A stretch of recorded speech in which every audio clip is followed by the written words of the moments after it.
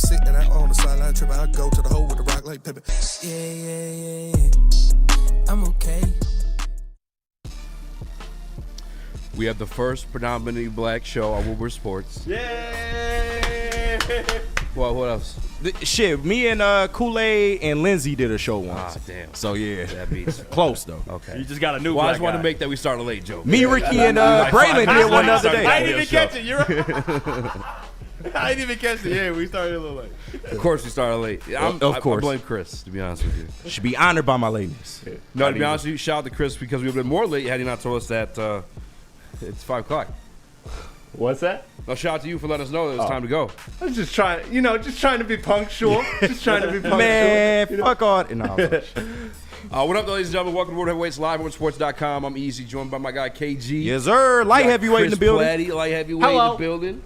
Although he's not smoking again because he wants to go eat, so he might be heavyweight. What type Just of saying. lame shit is that? I say this is also my first time meeting Ricky. What up, though, Ricky? What's up, man? Big Good to meet Rick. you. Thanks for filling in, man. Yeah, of course. No problem. Who's your number one Detroit Lion all time? Of all time? Yeah, just one. Oh, all time. Herman Moore. Herman Barry Moore? Sanders. Barry Yeah. Sanders. Barry Barry Sanders. Man. Sanders? I can't. Come on, dog. It's tough, man, because you're going against yourself on those a lot of times. Yeah. Right. My Who's yours? favorite is Calvin, but Barry is the best though. Yeah. Yeah. Favorite Calvin. Mine's Sue. Yeah, Megatron is that deal. I'm still Yeah. sorry about that, by the way. What? You remember the picture. Oh, you're good. Yeah. Oh yeah. That's still my bad, That bro. was actually funny as fuck. I should still send don't that. understand how that happened, bro. Like, I swear on the screen it was a full fucking picture, but You're it good, is what man. it is, bro. Yo, my man was shocked to meet Megatron. I get it. I'll make it up to you this year. We probably doing Ally Challenge again. Yeah, We'll probably yeah. run No, into I him. think that one was his. Oh, yeah, it we hit the was first his. one, Yeah. yeah. We'll run into him again. You know how the golf circuit be. For sure. Calvin's the one in this industry where I'm not nervous to meet people anymore. Yeah. Because I met him and then I felt like an idiot overreacting to him being him. I'm like, Right. Calvin, but he was normal as hell. Like, what's up? Right. I feel He like probably don't even like that shit. Like, get out of my Yeah, face, yeah. bro. Like, Everybody has a fanboy moment. I feel Yeah. like you have to have it, and then after a while, you're like, all right, let me chill yeah, out. Yeah. you get used to it after a while. Yeah. If it happens again for me, it'll be Dan Campbell. No, trust me. If there's anybody to fan out about, it's Megatron. Trust me. The first time, Yeah. I was fighting it the first time I saw him, but I had met him previous. I took a picture with him before, Yeah. back in 2019. So yeah, it's been a while, but Yeah. This golf circuit was cool though, getting to meet him again. So What was? No, the golf thing? yeah. Yeah. I thought you said golf. I was like, oh shit, you met golf? yeah, I didn't meet golf, but I'm not bringing up Jared Goff to you. You already know that. Speaking of that motherfucker, You're right. Jared Goff. You're Let right. me tell you. No, when he first moved to Michigan, by the way, he brought bodyguards into Birmingham. Yeah, I heard about Yeah, that. yeah, That's yeah. hilarious. It's crazy. That's bro. He hilarious. stayed up here. Yeah, above. He a Cali kid, bro. What you expect, man? He don't know no better. So I would see his dad though at the coffee shop, and I would chit chat, and I never knew it was his dad until we were at training camp last year. And I was like, what's up? Oh And shit. then, yeah, I'm like, oh shit. Yeah. And he Small world, man. yeah, it is. He knew of the show, but Jared Goff is he's a real one. Yeah. Because obviously I talk a lot of shit, and I feel like I'm just being honest. But Little bias. he takes it. It drives him. Yeah. He don't hate it. He sees it as a fair criticism, or he'll take it that way and to go harder. I think that's dope about him. Yeah, absolutely. Because his dad had every reason to be like, "Fuck you," like, Right, and all that right, shit. right. You know, they were super And I mean, cool. you got to be able to shrug that off. But at the end of the day, he's a number one pick, and he's had success in this league. I mean, Yeah. he can say more than a lot of people. He's been to a Super Bowl. He's competed in the playoffs multiple times. Got to an NFC Championship Yeah. game. So no, his career he's had a great career. It's crazy because it's so weird. Like, you need the right recipe for it, but someone like that, you will win. Yeah, For sure, without a doubt. It's just when those crunch time moments, you need a big play. and understandably so. Yeah, yeah. Like, and I'm the biggest golf supporter. Well, I wouldn't say the biggest, but I feel like I'm fair about golf. But you are. For the this most part. playoffs is a ding on his record, and he needs to come back next year. And Jared Goff, he knows that. He's gonna come back fired up. But you definitely got to go into next year knowing okay, we only got so many more chances at this thing, and really, really push hard to try and get to that Super Bowl. So He's gonna have a chip too. I'm Yeah, gonna make sure, man. I'm gonna be talking my shit. Yo. Yeah. Hey, Daddy gone. yeah, right. Ben Johnson's not here no more. What you made of? You know what I'm saying? Right. But I have to do it to motivate him. You know, I feel it's you. not. I don't hate the man. It's I tough just want him love. to do well. It's tough love. It's tough love. Okay, You know. that don't explain the Jordan Love thing though. That was a real thing. I All right, mean- let's be real about that real quick. Outside Detroit, That was the conversation. I feel you, but you kind of biased to Jordan Love. Like, that's your man. No, I swear to God, I'm not. That's your man. That's your man. I just for had sure. that take, and now that's the joke. That's See, what even that's what Platty everyone saying says. that's your man's. I got to trust the white guy. Because I'm black, you can't trust me. I'm half white, motherfucker. You're right. Oh man. No, like I think it was Dan Orlowski. And I remember Broder's kind of worked up about it. Yeah. It started a whole like little war in the group you chat. and Broder was crazy. I know, man. That saga was crazy. But then Dan Orlowski did his quarterback rankings. He had Jordan Love over him, and Broder's like, oh, why? I told you why. What do you mean why? We know why. But again, that's in a vacuum. What he was dealing with last year, having Ben Johnson, the continuity between the offensive line, the players being a part of the system. I think it's June 23rd. I think it was a date. I remember it. Just throw it in the golf gobbler's face.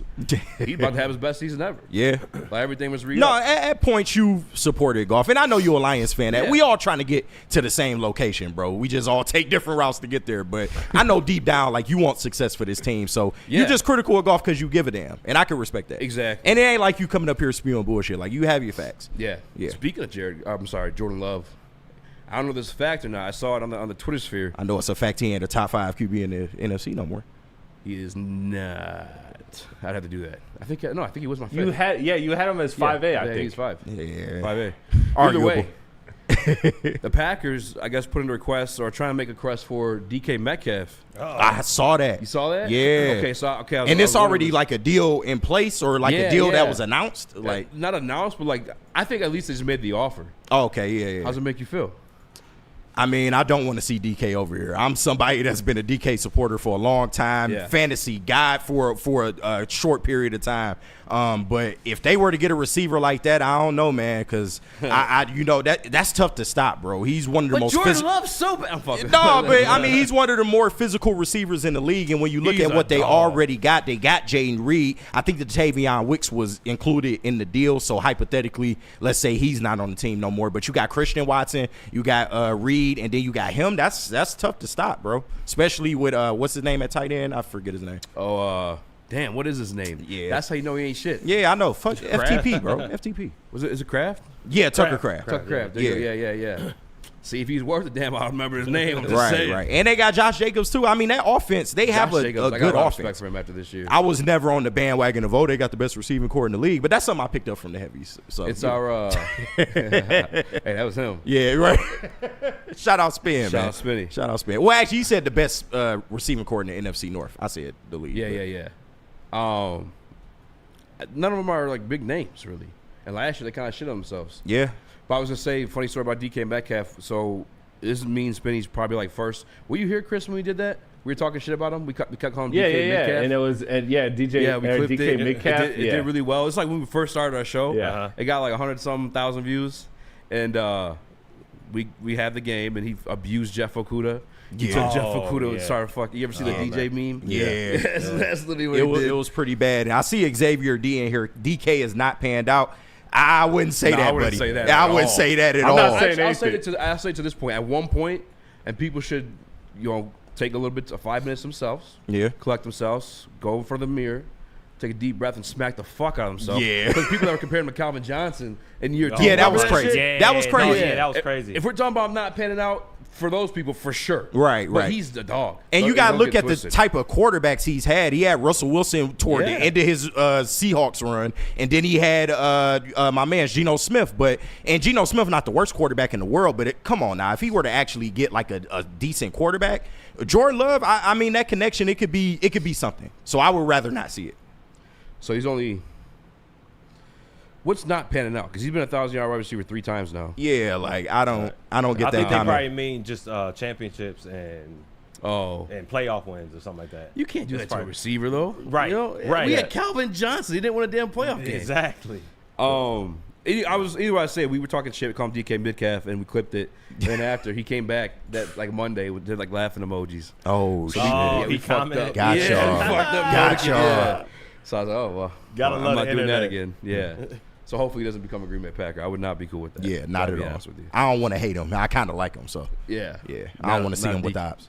I never liked them like that, but just it'd be a problem. Yeah. I'd put you that way. Why would the Packers, though, of all things, go for a receiver? Like, I get that last year their receivers didn't perform well, but I just feel like Again, I'm not trying to like help the Packers here, but I don't know why they would go for a receiver. That wasn't very convincing the way you said that. I think they realized that Jaden Reed is not a number one. Because I mean, you kind of look at the. Did he have what look at around the game against us? Yeah. What did he have, like 800 yards this year? Yeah, Yeah. I don't even think he touched 1,000 this year. So I don't think he touched 1,000 in his career because even the good year he had was like 900. yeah, he'd be a damn good number two though. If you go get a guy like Metcalf, he's instantly your number one.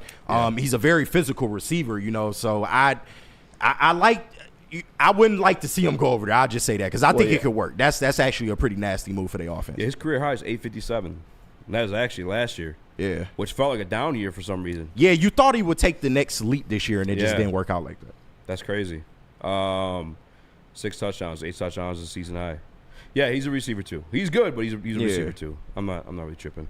I'll say this though, in his favor or in their favor, Jordan Love was kind of banged up. Maybe that was an excuse for him. He was banged up early in the year, but after they came back, they won like 4 or 5 games in a row, something like that. He had the knee, then he came back and they had the groin. He hurt his groin. Yeah. Oh yeah, that is true. Yeah, that is true. I mean, I don't know, man, but he made some throws at times that was just like, what the hell are you doing? He made like, some crazy, like good ones, like crazy, like stupid. Yeah, I mean, he like kind of but he had the arm to. It was like Matthew Stafford-esque type shit. We just right. Like, just because you can make the throw doesn't mean you fucking do that. Yeah. You know it's like he was taking Aaron Rodgers' chances, but he's not Aaron Rodgers or, that version of Aaron Rodgers. So I don't know, man. Like, he got that gunslinger mentality, the Brett Favre kind of thing. So you live and die by that. He takes a lot of chances, and on a lot of days he can be good. But last year, defenses just seemed to, have a game plan for him, and he did not look as good. So definitely not the best quarterback in the NFC, like I was told. In my Neil voice. In the NFC? I was told, nah. I just had Stafford there. And then NFC North, so that's where I had him. But once he did get healthy, the turnover stopped. But then at that point, it also could have been because they were running the shit out of Jacobs. Yeah. Also, LaFleur, man, he a good coach, but I don't think he cut like that. I think, exactly. Like, look at how Dan Campbell did him, bro. Like, that was in the heart. Yeah, that was pretty bad. And then you argue with the fan before here. Shout out a friend of the show, but it seemed like you can get to him real easy. Yeah, and that's why I think he is. I don't know, man. Yeah, he's good, but like you said, he's kind of soft. Yeah, man. He's mentally soft. But we do gotta go to break. We gotta pay some bills. KG, where do you work out at, man? Planet Fitness, man, and we all know that that's the place where your fitness is essential. So come on down to Planet Fitness, bro. They got too many damn locations throughout Michigan. Again, too many damn locations all around the world, man. But they provide a squeaky clean gym, tons of equipment, friendly and knowledgeable staff, and a judgment-free atmosphere. And we don't like to get talked about, man. So come on down to Planet Fitness. Still the best deal in the gym game right now. It's where your fitness is essential. No one gives away more cash and prizes than Woodward Sports. You don't believe us? Here's our latest $10,000 winner. You guys posted, hey, if you guess all this stuff right, we'll give it's $10,000. I'm like, okay, well, why the hell not? And the winning doesn't stop there. How about our Outkick Your Coverage winner? I think you won. David Tully, everybody. David Tully. This guy's got a hot girl. Bigger prizes, bigger giveaways, cash, merch, tickets, and more. All from the biggest sports network in Detroit. No one does it bigger and better than Woodward Sports. Make sure you're following, liking, subscribing on Instagram, Facebook, X, and YouTube for your chances to share in the winning. From Detroit's #1 sports network, Woodward Sports. How do people feel about getting a Planet Fitness membership for $15 a month? How do they like working out in a clean and spacious gym that's filled with equipment for every workout? And how about free fitness training in the judgment-free zone that leaves them feeling energized all day long? Join Planet Fitness today with the free PF app, online or in club, and start getting that big fitness energy for $15 a month. A ton of fun, a ton of sports, and a ton of man-meat. Welcome to the Woodward Heavyweights, live daily 5 to 7 p.m. on Woodward Sports.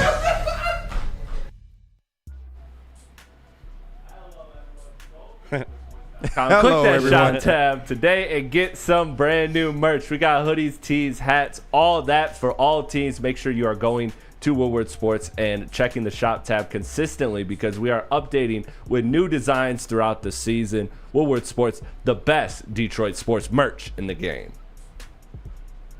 What up, though? Welcome back to Whatever Waits Live on sports.com. I'm Eazy, joined by KG, Young Chris, and we got my man Ricky in the building as well. Smash that like button, be a friend, tell a friend, and share the stream.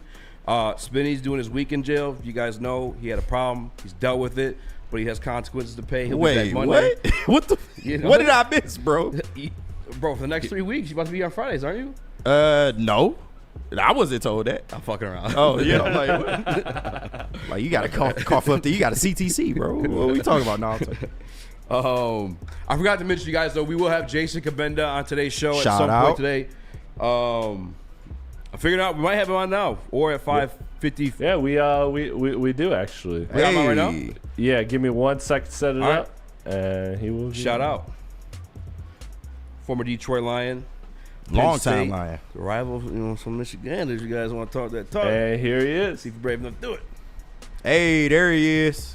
Yo, What up, though? Man? Hey, I appreciate you taking the time, man. How we doing? Shit, chilling, man. Chilling. How are you? I'm solid, brother. I'm solid, man. That's good. That's good. Hey, man, appreciate you being on the show today. Of course, I'm going to let Eazy lead. Yeah, man. I see you recently retired. So I wanted to have you on the show because you gave us some good memories here in Detroit.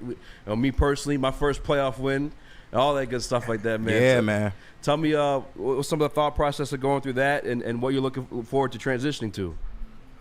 Nah, man, that's a good question. I feel like there's a lot of guys that I've seen maybe really rode the wheels until they fell off, and I just didn't want to be one of those guys. I felt like I probably could have squeezed a couple more years out of it, but I felt like, maybe I wasn't going to like what my body felt like if I did. I was in a place where, my body still felt pretty decent. Went through a lot of damage. I obviously played a ton of games.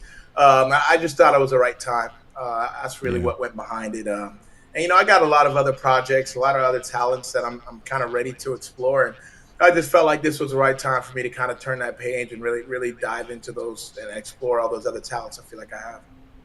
Yeah, man, I saw one of those talents is broadcasting, and I saw you post about some golf stuff. Also, you're a Penn State guy. I know a lot of Michigan fans Yeah, man. here at this network. But, Yeah, man. Hey, no, I respect your service as a Lion, though. So you always, I'm in with you. I appreciate that, brother. Yes, sir. I Yes, definitely sir. don't got a whole lot of love to show University of Michigan. I can't lie to you. Hey, it is what it is, man. But you was a pro, so I respect you as a pro, absolutely. But while at Penn State, you guys did capture a Big Ten championship, man. You got a documentary coming out about that, a docuseries?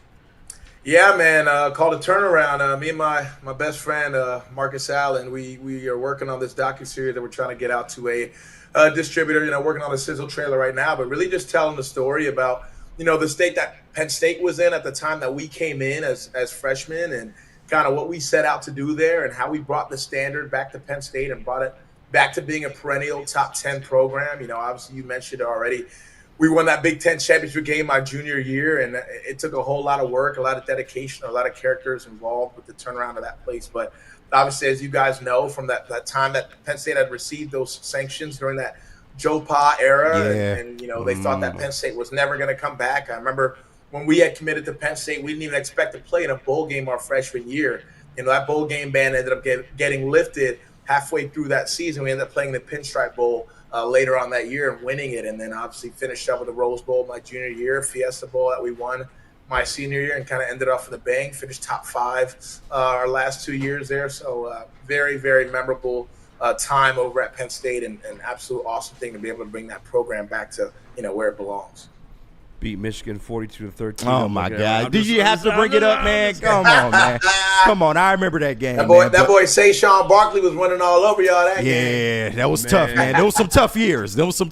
man. But you played with him. that was what early hardball. So yeah, man, that was tough, bro. But I know you still tapped in with your alma mater, man. Just tell me about what you feel about the Penn State program right now. Of course, they were in the playoff this year, but James Franklin, man, like what's the word on him? Because he can't seem to win the big one.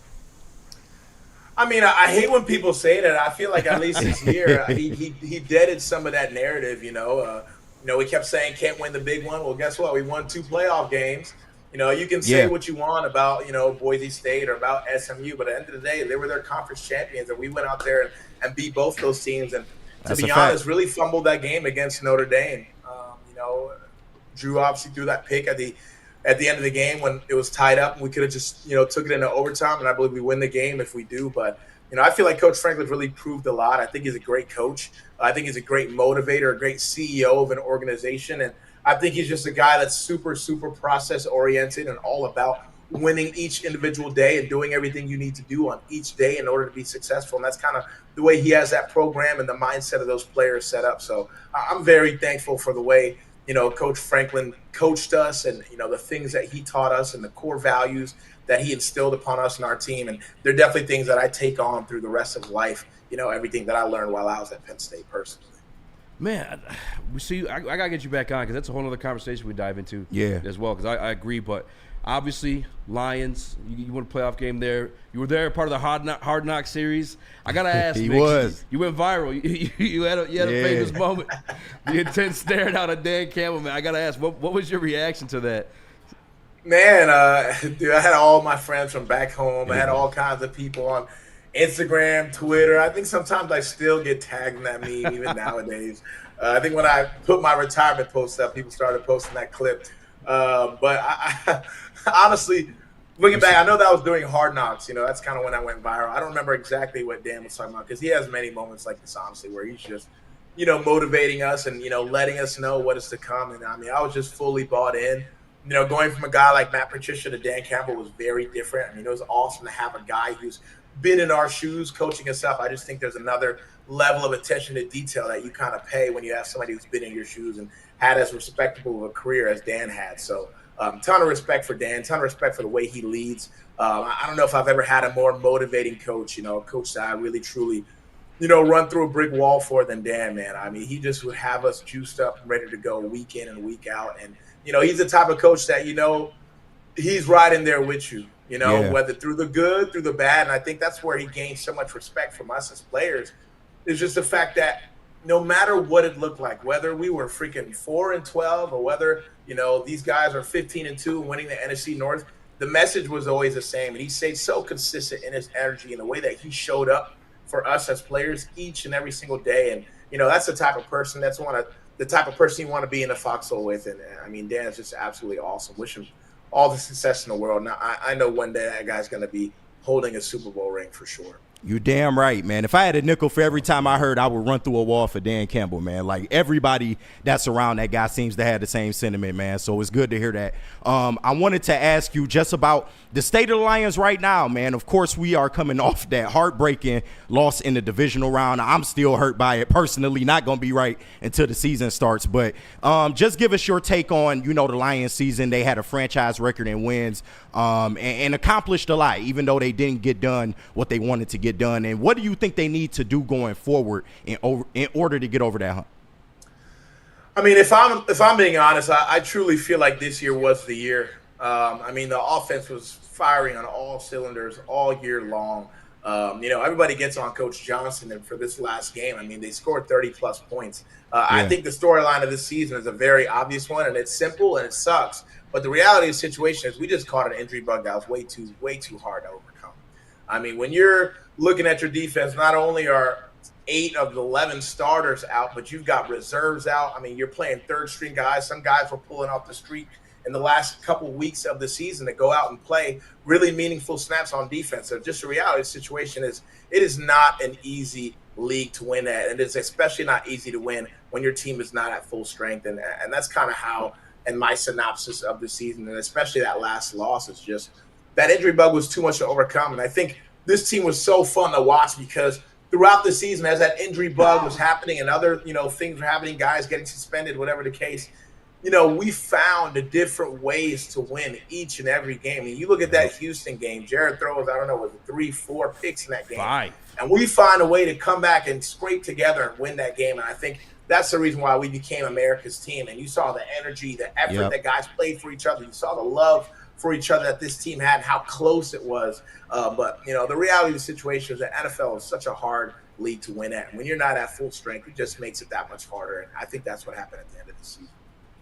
Yeah, man, it was unfortunate. It was just Super Bowl expectations. Yeah. And then they keep winning, so you're like, well, maybe they can Super Bowl it right. Yeah, they persevered, bro. They really did, man. So I mean, you got to give them credit for that. But like I said, going forward, do you think there's anything specific that they need to do? Is there a certain area of the field they need to attack, or just what are your thoughts on how they can get over the hump?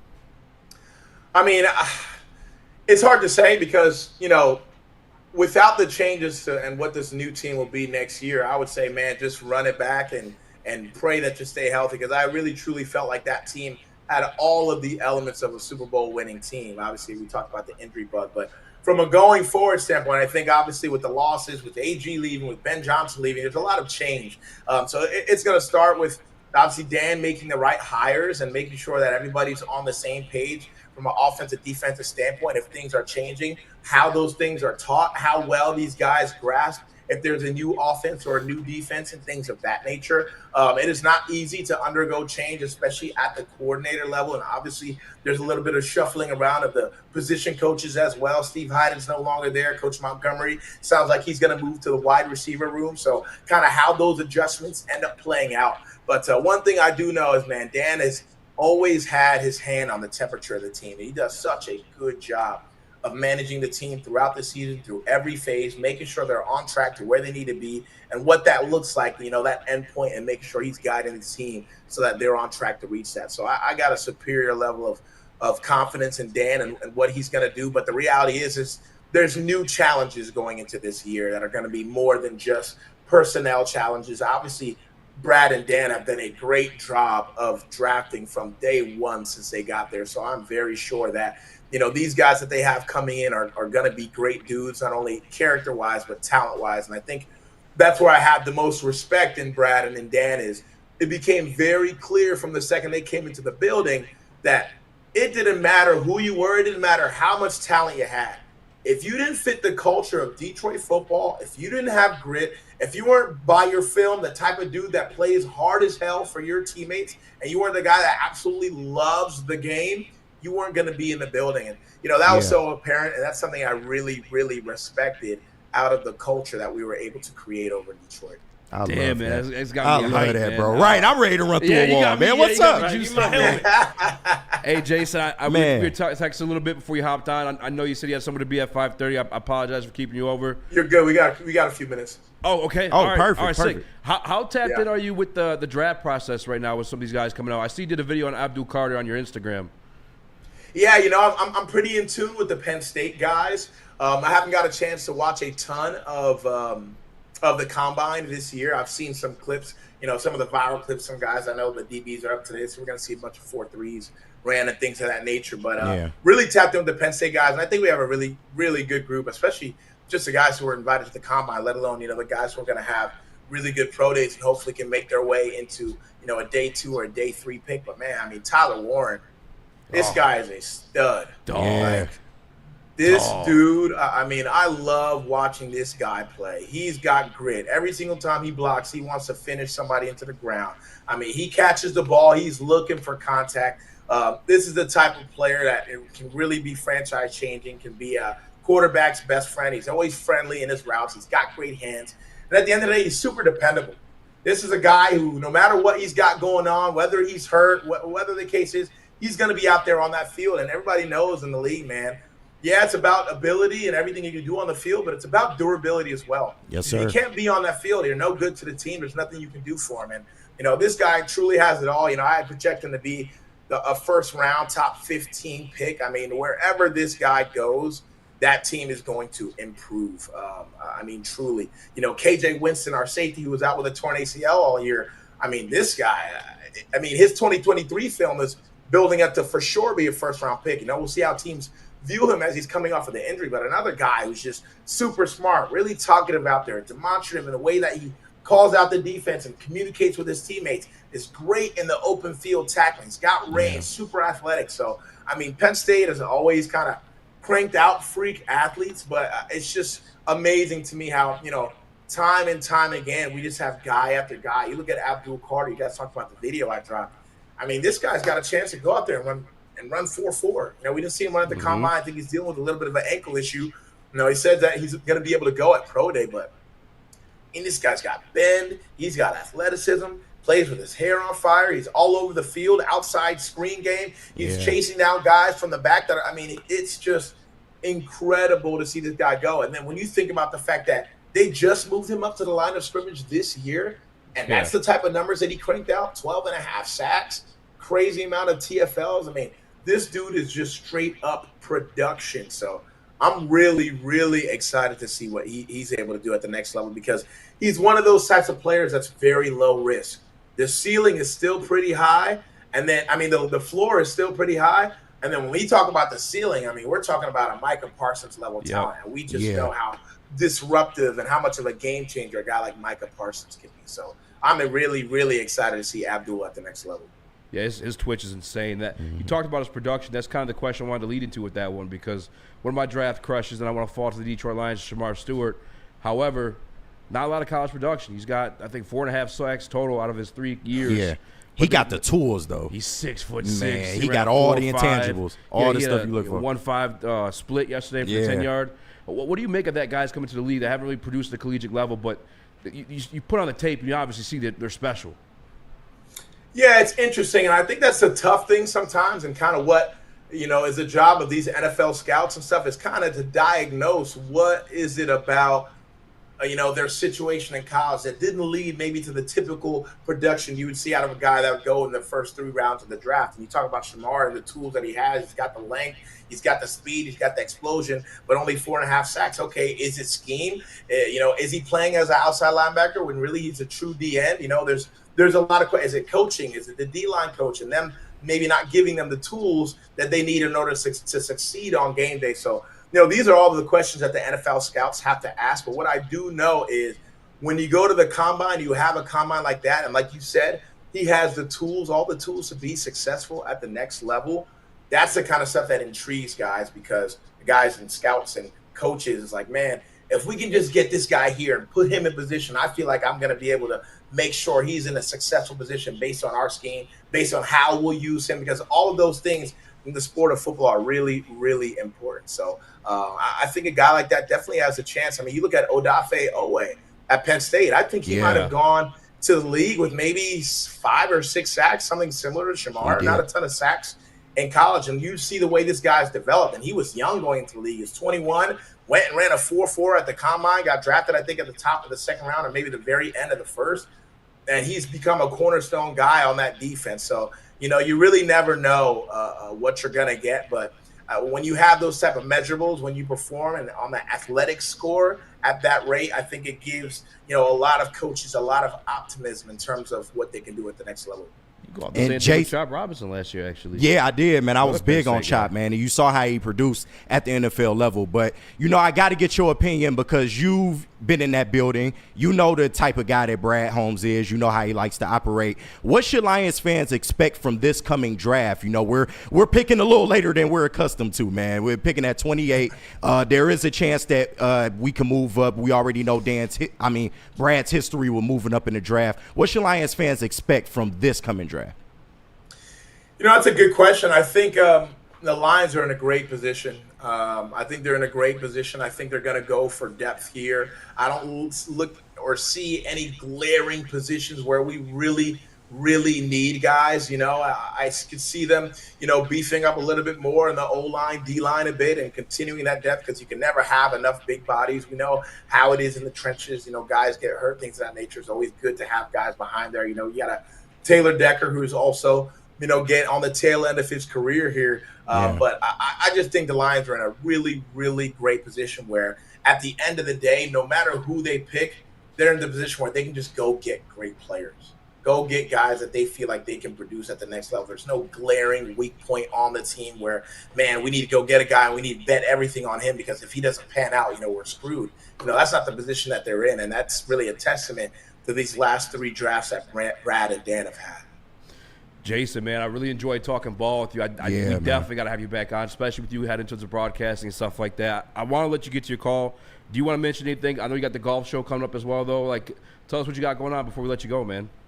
Yeah, so I've been working on this concept for the last few months. It's called the Fairway Huddle. It's going to be a golf/NFL show. I really want to call it a game show, honestly, because these guys are going to be coming onto the show, and we're going to be competing in a 2-man scramble at Pebble Beach on a TrackMan simulator at my private indoor golf club after hours. And these guys will have a chance based on if they shoot the lowest score throughout the series will have a chance to win $10,000. Half of it's going to go to the athlete's favorite charity of choice. Half of it gets to go in their pocket. And on top of that, every single guy who comes on the show is getting $2,000 to bet against me on any shot. Any shot from 185 yards and in must land on the green. So it's going to be a really great competitive environment. We're going to be able to really talk, and I'm going to dive into their NFL careers, who they are behind the helmet. As you know, it isn't always the easiest thing to know football players behind the helmet, just from a standpoint of us always wearing it. So really just you getting to know the face, getting to know what these guys and who they are off the field, what they do off the field and in their communities, because I just think there's so many great guys, man. Really just great at heart, great character guys. And I think those are the guys who really, make it the farthest. So I just really want to highlight these dudes while also creating a really cool competitive environment in a sport that you guys really don't ever get to see them play in golf. So I'm really excited about it. I love golf so much. I'm very addicted to golf right now. I'm getting out 2-3 times a week. So I'm excited to play with these guys. First episode is going to be filmed March 7th with Javon Holland, Pro Bowl safety out of the Miami Dolphins. So I'm excited about this, man. We got some pretty cool guests coming up. Golden Tate is also inquired. He's another guy who wants to be on the show. So we got some really cool names coming up for you guys. Got to reach out, get one of your Fairway Huddle. The Fairway Huddle. Make sure you guys check it out. Make sure you follow Jason as he heads on to his career after football. I'm looking forward to the Fairway Huddle, though. I want to see the trash talk. Right. $2,000. Yeah. It's a lot. That's a lot of money. It's more than my units there. It'll be dope, man. I appreciate you guys. Appreciate you. Thank you. And thank you for your service for our team, too, man. Yes, sir. No doubt, brother. One pride. One pride all day. Man, that's dope. Yeah, that's fire. I got to get dog. Jason back on. Yeah, he fire, bro. We started talking about, you see, he got into the Penn State stuff? Yeah. Bro, he was spit. He's getting at me a little bit. I was like, hey, he could be Warren's agent. No, he really could, man. I mean, he could get that man paid. Yeah, man. No, it was great having him on the show, and he's got as much insight as anybody. Like I said, he's been through 2 regimes, man. He's seen the worst of times and the best of times, man. So, no, it's good to have him on. I know, man. That's why I got to get him back on, too, to talk about that as well. I mean, he's been, Shout out to Jason Cabinda for stopping by. Make sure you guys check out the Fairway Huddle. Yes, sir. Javon Holland. I'm going to tell Jay to get some Lions on. That'll get our people in there. We support ours. But speaking of supporting ours, Feldman Automotive. Ooh. We got shuffling of the guests. Who's reading that one, Chris? We got Ricky reading that one. Oh, I didn't know we were going to Feldman already. Yeah. You ready? Yeah. I was born ready, man. All right. You better stop playing with Slick Rick. Since 1996, Feldman. You ready? Yeah. Oh, you ready? Oh, yeah. Since 1996, Feldman Auto has been driven to provide fast, convenient, and first-class car buying experience called the Feldman Advantage. With 18 locations, there's a Feldman dealership in your backyard. Visit feldmanauto.com or find a location nearest you. Catch Woodward Sports live from Feldman, Chevrolet, and Novi every Monday. We'll be right back. Love Woodward Sports? Love wearing clothes? Then you should be wearing Woodward Sports clothes. Check out our full line of merch at woodwardsports.com. Just click on shop. We have all your favorite designs, like Dan Campbell kneecaps, Woodward golf, and of course, our own logoed out merchandise. Men, women, infants, kids, all love Woodward Sports. Impress your friends. Impress your boss. Impress your dog. Buy Woodward Sports merch today.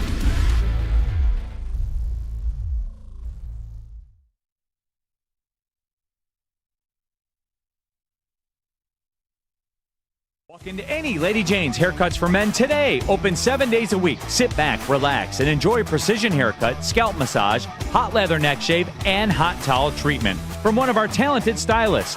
Step up your game this season and take advantage of our $20 haircut special. Scan the QR code and get your coupon today. Lady Jane's Haircuts for Men, the ultimate haircut experience. Open 7 days a week. Walk-ins always welcome. Lady Jane's Haircuts for Men. It's wicked awesome. Big injuries, big news. Twice a week, Dr. Jeff Pierce from Michigan Sports and Spine joins Woodward Sports Network for the Injury Insider Report. Big D Energy Tuesdays at noon, and Ermanni and Edwards with Maz Thursdays at 3:30. Get expert analysis and in-depth breakdowns on the latest sports injuries from the man trusted by top athletes in the community, like D-Mac.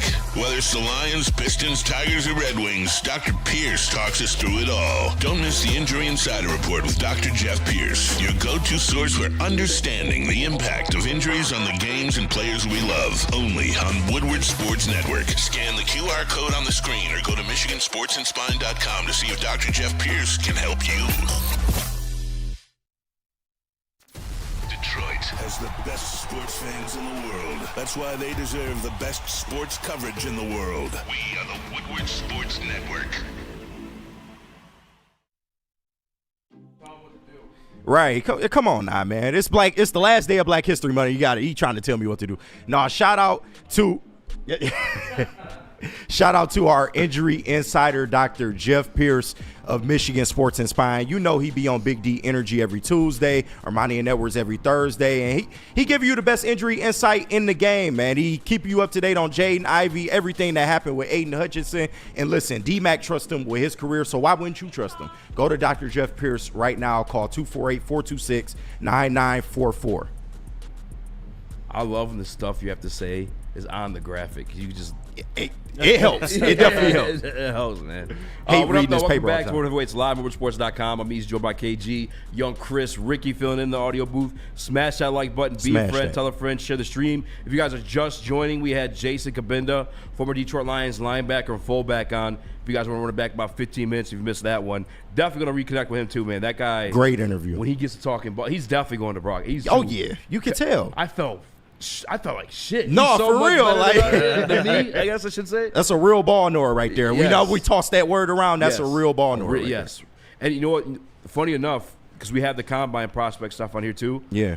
Listening to him talk about the change in the building, about who's there and who's not, and the people who love football, how much he emphasized that. Yeah. So like, I guess emphatically too, like, I know who we're drafting. Oh, I should yeah. not find the guy that responds to football questions like that. Yeah, no, that's a fact. Because it's clear as day to me now after talking to him. The Lions value the interview process. I won't say more than a lot of teams, but they definitely take that into account when they're picking a player. It's not just the physical skill. 100%. That's what the combine is, man. For a lot of these guys, is getting to know the football players. You Right. fit your scheme. If he's Shamar Stewart, perfect example. Like, why? Why have you only had 4.5 sacks? Right. Like, have that conversation. This is the scheme. We had this going on. Like, you get to talk that through. The other thing, too, combine, what GMs use it for, at least the only one I've been able to talk to, they'll look at that to see if they missed something. Like, if they have a guy on tape, for me, it was Landon Jackson, actually. Yeah, hey, that's my guy. I did a draft profile on Wake Up Woodward. Yeah, and you did a great job. Appreciate Phenomenal that. job. You and Sam. He's just stiff. Yeah, I can see that, yeah. So the combine, if somebody on tape looks stiff, but then you go see the combine, they run like a 4-2 cone drill. You're like, okay, maybe I missed something. Let me go back and watch again. Right. He avoided the cones though, so I, stiff as a Yeah, ball. hey, you got to protect your stock, bro. Might You pick got to up, protect your pick stock. 60. But Yeah. yeah, that's what the combine's for. And I guess I want to go over some of the guys' performances. Ricky, who's your draft crush? I've never had an interaction with you, man. On this draft? Yeah. I have no idea. I'm not even gonna lie. I have no idea who. I've never been paying attention to any of these college players. I'm not even gonna hold you. I was all into the Lions this year. I know. No, I man. feel And you, once bro. that was It's draining. over, I was just chilling, man. I've been trying to golf like he was just saying. Yeah, It no, wasn't I feel until you. 2 weeks ago that I was able to finally jump into the draft because the same thing. It was just Bro, so- I did not want to do it, bro, for the Yeah, longest bro. because I'm still hurt as a hurt. fan, Yeah, bro. Like still hurt. the way that shit ended, Picking at 28 is no fun. it's Yeah, not. right. The guys that are more likely to be there, like, I guess, yeah, fuck, we'll get fucking. It's GI crazy Camp. because this is Right. where we've always wanted to be. You want to win. Yeah, Do you know if you win, that's the trade-off. You get a low draft pick in the first round. But now we're like, since we didn't win at all, Right. we want a good draft pick too. right. But I mean, at least with this year, this seems to be a loaded draft, especially from a defensive standpoint. Yes. And we all know that's the area of need on this Lions team. The offense is already set and ready to go. That defense has to match the level of offense that the Lions have been able to produce the last couple of years. Amen. Yeah. Who's your draft crush? I don't really get to talk to you either. Yeah, well, I like James Pierce Jr. I really like Landon Jackson, bro. Derek Harmon, man, from the interior. I feel like he He's could from be Detroit. a really good piece. Yeah, local kid, man. Yep. And we will be doing the draft profile on him next week. But there's just a plethora of talent, though. And when you look at, what can happen in this draft, of course, quarterbacks are going to go off the board. The Lions have a serious chance to land somebody even at the spot that they're at. Especially for the areas that they need on this team, which would be defensive end, linebacker, interior, offensive lineman. There's a plethora of ways that they could go with this. I'm not sure what Brad is thinking right now, but if you pay attention to some of the formal meetings that were, discussed, and we had a Twitter post about that, it seems like there's a clear focus that he wants a linebacker and he wants edge rushers. Yeah, and I agree with you. Like, listen to him talk about the edge rusher position at the draft. I know we played the sound clip earlier in the week, but if you guys missed it, he just emphasized. I think the other guy, John McCroon, asked him. Yeah, shout out John. He's trying to beat around the bush about the Myles Garrett stuff, but a star edge rusher or whatever. And Brad was like, "Why stop at one? Why not get two? Yeah. Why not get three? We've never avoided the trenches. He's always gonna be about it." And I think that this draft class specifically, there's a lot of guys that would work in the trenches, and I can see Brad moving up. I can see him moving back, but we're definitely grabbing either a Sam linebacker who can both get after the quarterback and or drop in coverage, or damn sure my preference obviously would be an edge, but he don't draft needs. He drafts just the best guy there.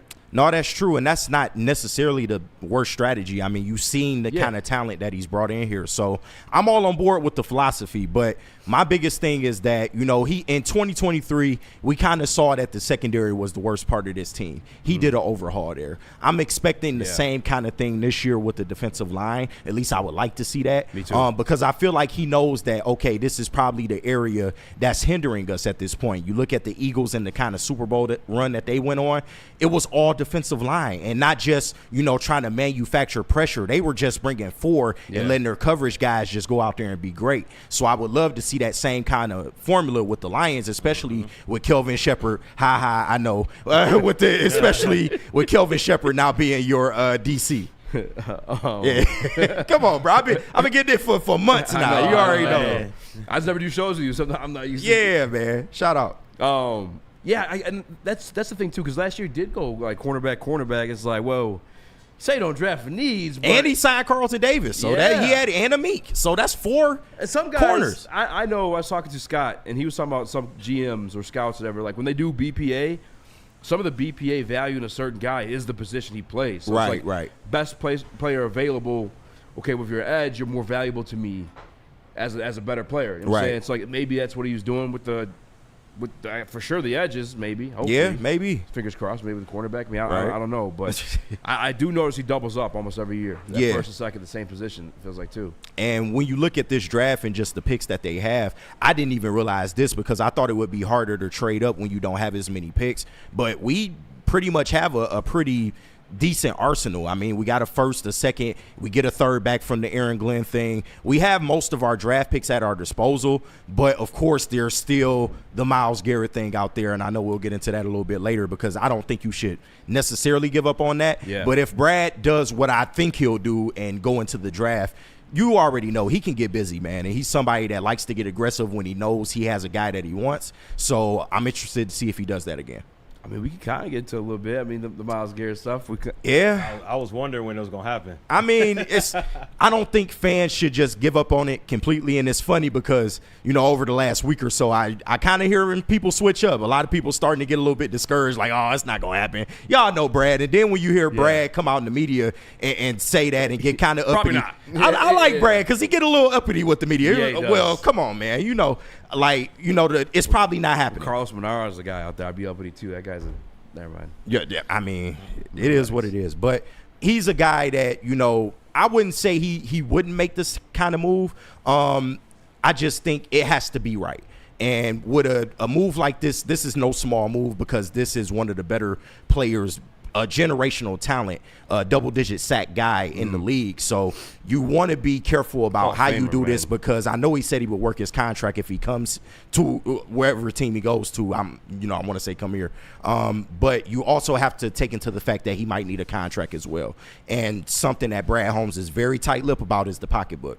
So I'm just interested to see if he's willing to make a move like this when you're in a position like this that you've never been before.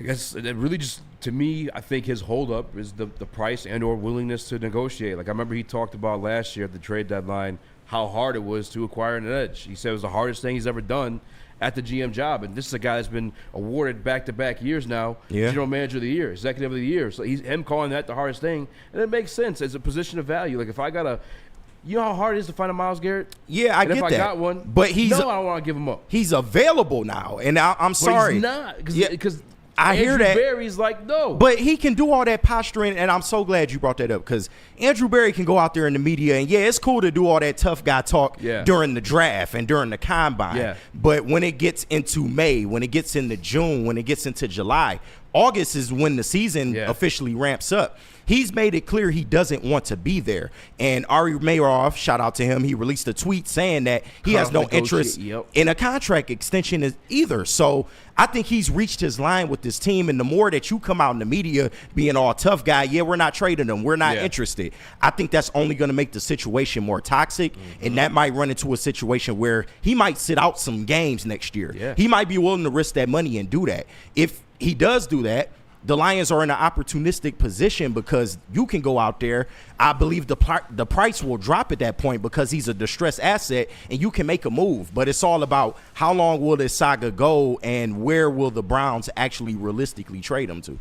And that's why I thought it was a little bit of a gamesmanship, though, because you say you're not going to trade him, then automatically, then I know I have to wow you for you to even, like, pick up the phone and have the conversation. Exactly. And he's came out to the media multiple times and said, I'm done with the Browns. So if he's going out there like, no, we're not trading him, where do you think that's going to end up? And why would you want that in your locker room? If you exactly. know not only a player, one of your star players doesn't want to be there. How do you think that's going to affect everybody else on the team? Exactly. And you just can't go? Like, come on, man. That's all bad. It's stupid. And at this point, what are you holding on to him for? You're not planning on winning. So bad. Like, you're so bad. There is nothing in the forecast to give you or anyone belief that you can turn that thing around unless Cam Ward is Jalen Hurts, not Jalen Hurts, but Jaden Daniels 2.0. But you need to rebuild this thing the right way. You can't just try to retool it because you're in cap like disarray right now. You are in probably the worst cap situation with that Deshaun Watson contract. So you got to start making moves to kind of re-facilitate this thing, and you need draft picks to do that. So if a contender wants to give you draft picks and he's already stated, I want to go to a contender, just make it easier on yourself and do that. Now, of course, you wouldn't deal him in the AFC. I get that. But you need to make that move because what is holding on to him really do for you at this point? Nothing. They don't do nothing. But they will get rid of him. I think he's just setting up that he's playing hard so the price goes up. Right. Because he's already, like you said, a distressed asset. The fact that you don't want to be there, he said it publicly. Well, okay, I'm not just going to let you get off on me because he wants to be gone. I'm going to tell you I'm not getting rid of him, and that way you come hard. Pause. Yeah, I mean, all that's fine, but there will come a day where you're going to have to trade Myles Garrett. I just hope. No, they're going to trade him. I'm saying he's just saying that so I the just price hope, goes up. I just hope Brad Holmes is ready to make that catch in the outfield. That's all. By the way, to answer your question, I'm not giving it up. Right? I'm a father teaching my son we don't give up. Dan Campbell's not going to give up. Brad Holmes is not going to give up. They might get beat, but they're not going to give up. Platty, what you feel about this, bro? I got to get your opinion. For me, I almost wonder, can the Lions afford to let this happen? Because, like you guys said, he's not getting traded to the AFC. Yeah. So he is going to the NFC, which means he will be on your path to a Super Bowl, most likely. So that's the part that scares me. Like, I get not wanting to give up the assets, but it's almost like if you don't and someone else in your conference, in your division does, that's tough. Nah, did you hear what Howie Roseman said today? What? He's ready to give up a lot of assets for Myles Garrett. I saw that report. Did he say that or was it a report? I think it was just a report. Okay, he said that. But come on now, it's Howie Roseman. He's gonna do it. Me and Penny got in an argument yesterday. He tried to tell me that Brad Holmes and Howie Roseman operate nowhere in any sense they operate the same. No, they Brad's don't. also conservative. Howie Roseman don't give a shit. No, he's going all in. If they get Myles Garrett, they already got everything, and he said he's willing to risk more to go get a player like that. So that should tell you something. They just won the Super Bowl. Yeah. I mean, their team is pretty set. Bro. They got young guys on rookie deals. Like, Jalen and they still they want to get more. That remind me of when the Rams won the Super Bowl and they had the monsters of a defense. Yeah, like they just had all the best stars on the one defense. And that's another thing you got to take into account is that they are up against other teams that you are competing with in the NFC. I don't want to see him go to the Commanders. I don't want to see him go to the Eagles. God forbid he comes to the North. Yeah. What if Ben Johnson got him? Y'all think y'all mad at Ben Johnson? Nah. Don't let that Chicago defense get that. It's fucked up as they have a quarterback on a rookie deal where they could afford easily to make that move. I'm telling you, and Ryan Poles is an aggressive GM.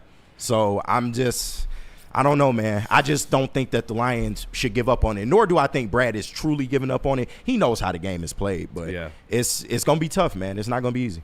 The one thing I'd say to give up on that I see creeping into the chat every once in a while, I see it on my Twitter. I'm getting mentioned. I'm getting in my DMs.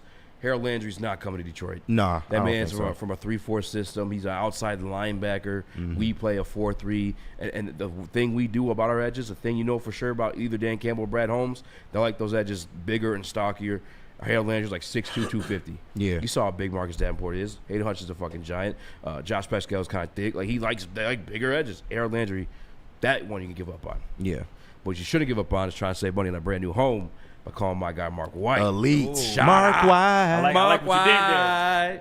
Mark White gonna do you right. Give him a call today at 248-290-8242 or visit him at markwhitesells.com. That's 248-290-8242. Visit him at markwhitesells.com.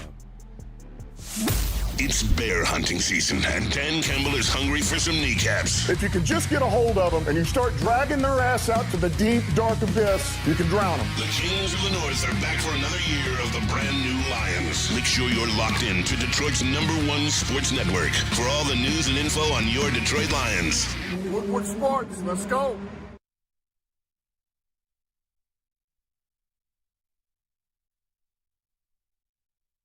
Feldman Chevrolet, Michigan's #1 Chevy dealer, is kicking off the game with the best prices on all cars, trucks, and SUVs, like this 2024 Silverado for just $296 a month, or this 2025 Equinox for as low as $371 a month. Our locations in Novi, Highland, New Hudson, Livonia, and Lansing means we have the perfect Chevy right in your backyard. Get the home team advantage every day at Feldman Chevrolet, Michigan's #1 Chevy dealer. Is that an octopus in your pants, or are you just happy to see me? See what I did there? Go Red Wings! From Octopi Experts, Woodward Sports.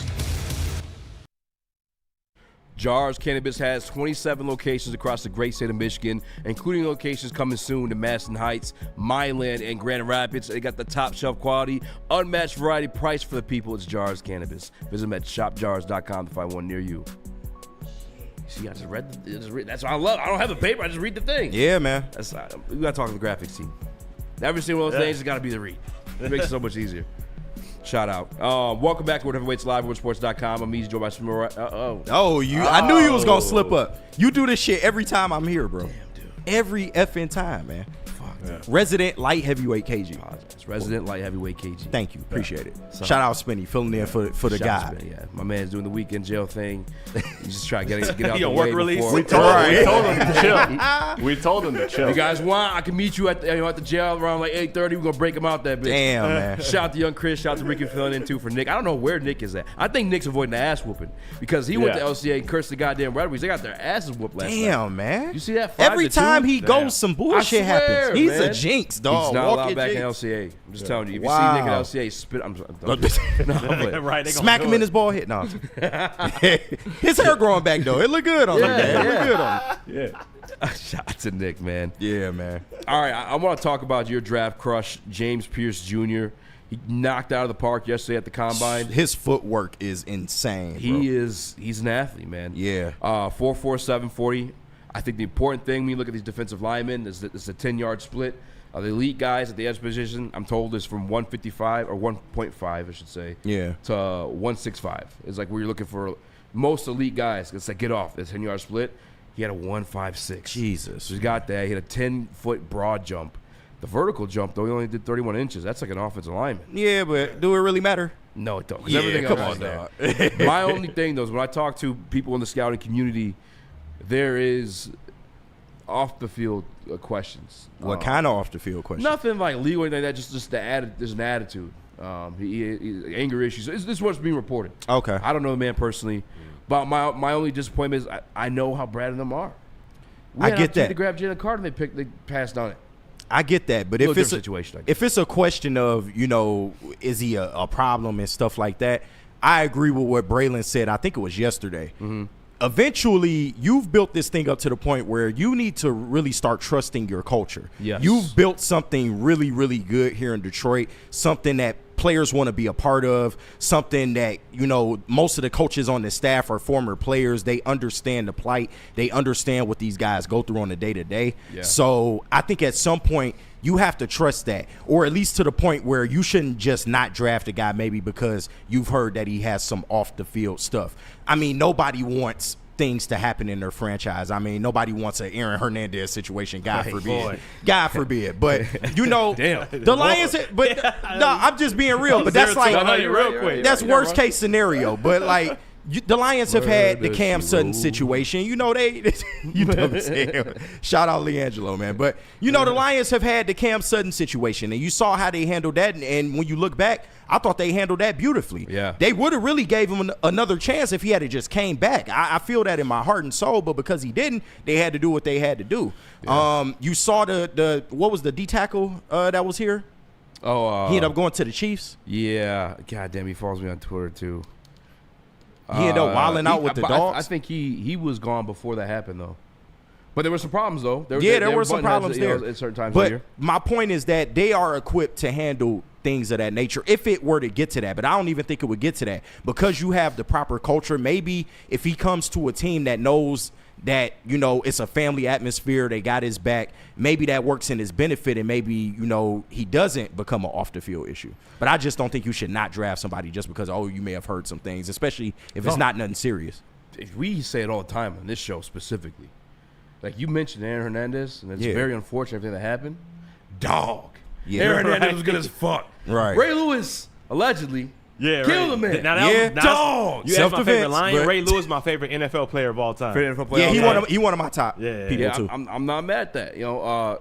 AP beat his kids. Jalen Carter. You're right. Dog. Like, we've seen worse. Yeah, I don't care. I have no issue with that problems, but they do. They again, Jalen Carter, generational talent at the defensive tackle position. You put him next to Aiden Hutchinson, you're set. I don't think you got to worry about the other edge in that scenario. No, you don't. They passed on it, but I will say that gives me a hope. Maybe, and to be fair, like that one's a lot more detrimental because somebody passed away. Yeah, true. In his scenario, True. but Dan Campbell did say last year, I think it was in the owners' meeting, he's like, you can have one bad apple. You just, as long as everything else is right. And that's what you said. You got to trust your culture at some point. Yeah. So I will hold out hope for him in that aspect. How about this, though? We talked about the defensive ends I like to grab. Pause. But the stockier dudes, the thicker dudes. Yeah. He weighed in at 245. Does that concern you at all in terms of fitting our system? No, because of the type of speed he has is just different, bro. Like the way he can bend around the corner and get to the quarterback, I don't think you can teach speed. So I think he'll have enough, and when he gets to the next level, you can work on, his hand placement, learning how to, develop other counter moves to what you might see against some offensive tackles in the league. I think he'll be fine with the right coaching, and then when you think about, he'll be with a Casey Rogers, and Casey Rogers is somebody, get an athlete like that in the building, Casey Rogers can mold him into what he wants him to be. I think, too, me personally, and I've heard people scout say, like, separate, but at 6'5", that's a frame you could throw some weight on. Yeah. You know what I'm saying? Like you're kind of built to be a bigger person. Yeah, true. And with the NFL dieting, with the way we're ran, and the type of money he's going to have, personal chef. Yeah. We see multiple guys in this team make body transformations. Even Hutch bulked up a little bit. Yeah. I feel like you have to for the league. Yeah, right? Yeah. So I'm not really concerned. And maybe he might do that for the 40, too. Like, a lot of people, like, they come in a little lighter to run the faster 40. They have those numbers. Right. But they may walk around a little bit heavier. All right, KG. I don't know if he'll be Mr. Sunshine and Rainbows, but I feel you. I'll hold some hope out for James Pierce Jr. I'm just saying, man, and I know he's no Shamar Stewart because I know that's your guy. He's more of a bigger guy, but I cross him automatically off my mind because of the off the field stuff. I just don't think it depends on what it is. Do we know what it is? No, there's really just attitude problems. There's no, yeah. I feel like you can work through that. Yeah, you can work. They through interviewed that. Mike Green. They thought the same thing about Randy Moss, and you saw how that worked out. Yeah, but I know, but we can't get choir boys all the time. But man. that's why they rock. And they don't grab choir boys, just grab football guys. So that's the thing, too. I have to find an interview with him to see if he's like that. The way Jason was talking. But you can mold that into a positive manner. I want somebody that's fiery. I want somebody that's going to go out there and play with a certain level of intensity. You can mold that and shape that into being what you want it to be. Especially, like I said, when you have a coaching staff that's made up of former players that understand, that know what he's been through. Yeah, so I feel like he's more open to listening to a coaching staff of that caliber. Yeah. So, like I said, the Lions are an elite organization. We got to start acting like that. Yeah. We got to start trusting that. Yeah, that's my only gripe. And it's probably because I'm impatient and I know that I'm a fan and I want it. We live in a microwave generation. I get it. Yeah. Brad Holmes, his just conservativeness, man.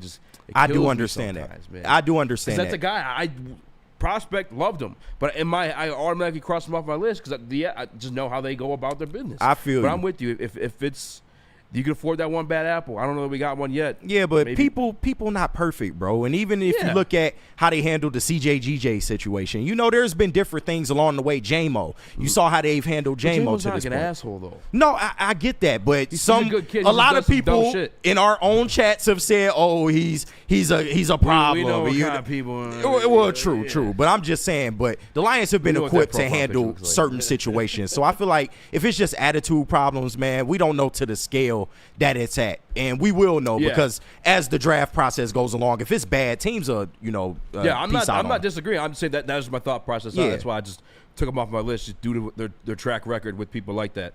All right, I like James Pierce Jr. What time we got? 1 more minute? Yeah.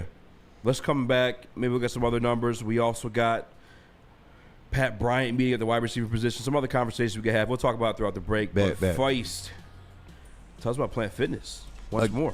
Oh, okay. Planet Fitness yet again. And maybe this is your, motivation in getting the gym. We doing this read twice. Maybe you need to get up, go to Planet. I mean, wink, wink, nudge, nudge. No, I'm talking shit. But go to Planet Fitness right now, bro. They got the best deal in the gym game. I don't know how many times I got to tell you. $15 a month is all it takes to change your life. And don't you want to change your life, bro? Get in shape. Feel good about yourself, man. It's a judgment-free atmosphere. You ain't got to worry about people really talking about you and nothing like that. Maybe they will outside the gym, but inside you good. Go to Planet Fitness today, man, and get that Black Card membership for only around, $25 a month. The regular membership for $15. This Planet Fitness, where your fitness is essential. Congratulations to the real Coach of the Year, Motor City Dan Campbell. Just put your head down and go to work. It's about to be fun, man. It's about to be fun. Woodward Sports.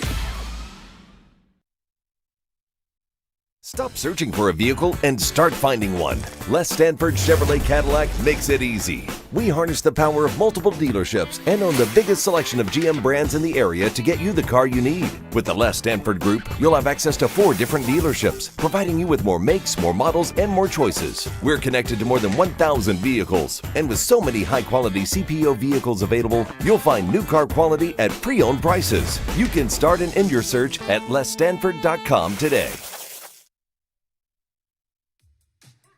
How do people feel about getting a Planet Fitness membership for $15 a month?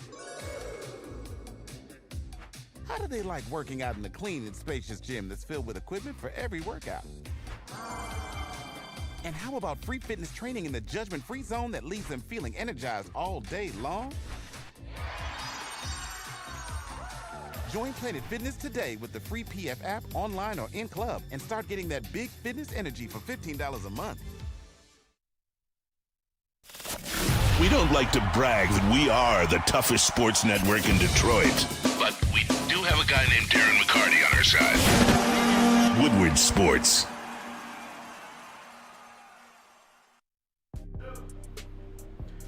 What up, though? Welcome back to Word of the Waits Live, WordofTheWaits.com. I'm Eazy, joined by Spin Morat. Oh. Damn, dog. Again? To be fair, I got That's got to be You see racist. what's in front of us right now. I got really distracted. That's crazy right now. Next one, I'm smacking the shit. Nah, I'm talking. Oh, shit. What up, though? Welcome back to Word of the Waits. I'm Eazy, joined by KG, Young Chris, Ricky in the building. Smash that like button, be friend, tell a friend. Chris, can you get a like pull up in there? Yes, I can. All right, y'all get these likes up, man. We working hard in here. What's going on It's a right Friday. We give you our best stuff now? right This now. is crazy. Crazy work. Only came in a little bit high. You take Damn, I know I'm not spinny, but damn. Yeah, is what it the like hell? that? We boycotting the Woodward too? Like, fucked up. It's fucked up, man. Last right. day of Black History Month. I don't want to say it. Gotta be real about it, bro. All right, my guy, Shamar Stewart. We talked about your guys.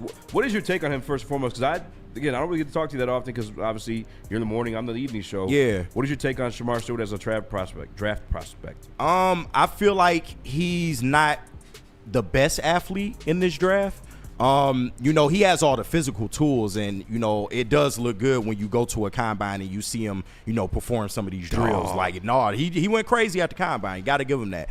And he's also not traditional in the sense that he's going to use his physical abilities to really beat guys. He's more crafty, and that's something that, you know, when I was watching highlights, I'm like, oh, okay, I can kind of see he likes to, you know, kind of outsmart tackles, and he's somebody that you can use in different ways. You can use him in stunts. He can play on the inside a little bit too. I don't know, man, because when guys don't have it on tape as well, it's a little concerning. And I do understand, like, you know, he has the physical makeup to go to the league, and, you know, a good coaching staff, they can maybe mold him into what they want him to be. At where the Lions are at right now, I don't think you need first round guys that you really need to be super into developing. I think now. You think he's ready to go now? Ready to go I don't know. I now. think he'll have trouble at the next level, bro. I think James Pierce. I think I would have flipped the roles on that conversation. I would think James Pierce needs a little bit more developing at the pro level just because of his weight. Like, you see him bullying guys at college. Yeah, but that's the college level when you're 245 pounds. Like, I don't know if you. But that's NFL left tackle. That's like weight that. room. I'm talking like Shamar Stewart. I'm talking his mechanics though. Like, I get the weight aspect. I'll admit this with Shamar Stewart. He doesn't really seem to go into a pass rushing situation with any type of plan. It's all athleticism. But when you're 6'6" and allegedly you play at 290 pounds, you can do that. You can, but is that really gonna work in the league like a ton? I don't see it that way. So for me, when I watch the tape, just purely the tape, not production, not stats, not nothing like that. Yeah. The shit that he's doing, and I watched he played a game against LSU. Will Campbell, he's going to be top 10 pick at left tackle for the NFL draft.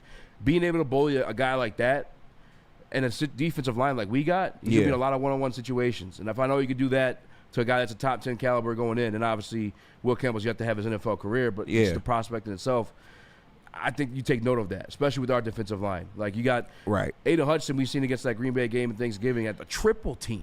Yeah. They had the damn center pulling to come help double team. It was insane. Yeah. You got that amount of attention on that side of the line, and you got a guy that's disruptive as much as Shamar Stewart is. I'm telling you, I'll send you some stuff. It's nasty. Is he a day one starter to you? Yes, absolutely. You think so? I think he is the best in terms of edge rushers. I think he's the best run defender in the class. Oh, okay. All right. And I just know the saying from AG to even now I heard you say it, Coach Shep. You have to earn the right to rush the passer, and that means you stop their run. I think that's like the number one thing right there. And you talk about build for defensive ends they like. That's true, but stopping the run isn't the issue on this team. I mean, they've been on the better part of stopping the run the last couple of years. I mean, but it's important. It's like absolutely. Number one. I'm not saying it is, but when you say stuff like that, I think about a guy like Josh Paschal, and this is no disrespect to him. Yeah. No, this is no disrespect, but he's kind of built in the same ilk. He's one of the bigger guys. He likes to use his physicality, and he sets an edge. He's good in the run game, but I really feel like you need speed coming off the edge. I feel like that's the thing missing in this Lions defense, and that's why I fall in love with guys like a James Pierce because of that speed, because of that bend. If you get an athlete like that, and I said this on the morning show, Hutch to this point has not had an athlete next to him, somebody that's as much of an athletic freak as he is. And if you can get a guy like James Pierce with the crazy footwork, he knows how to beat guys, not just off speed, but he also has the ability to put a move on you. And yes, he needs to develop some counters, but coming out the gate, okay, this guy can get to the quarterback without a problem if I scheme it up the right way. That's what I don't know. So James, you know. Right now, James Pierce at 245 pounds, his 10-yard split was 156, which is phenomenal. Like it is. Yeah, remember the starting mark. Shamar Stewart, 20 pounds heavier, 158.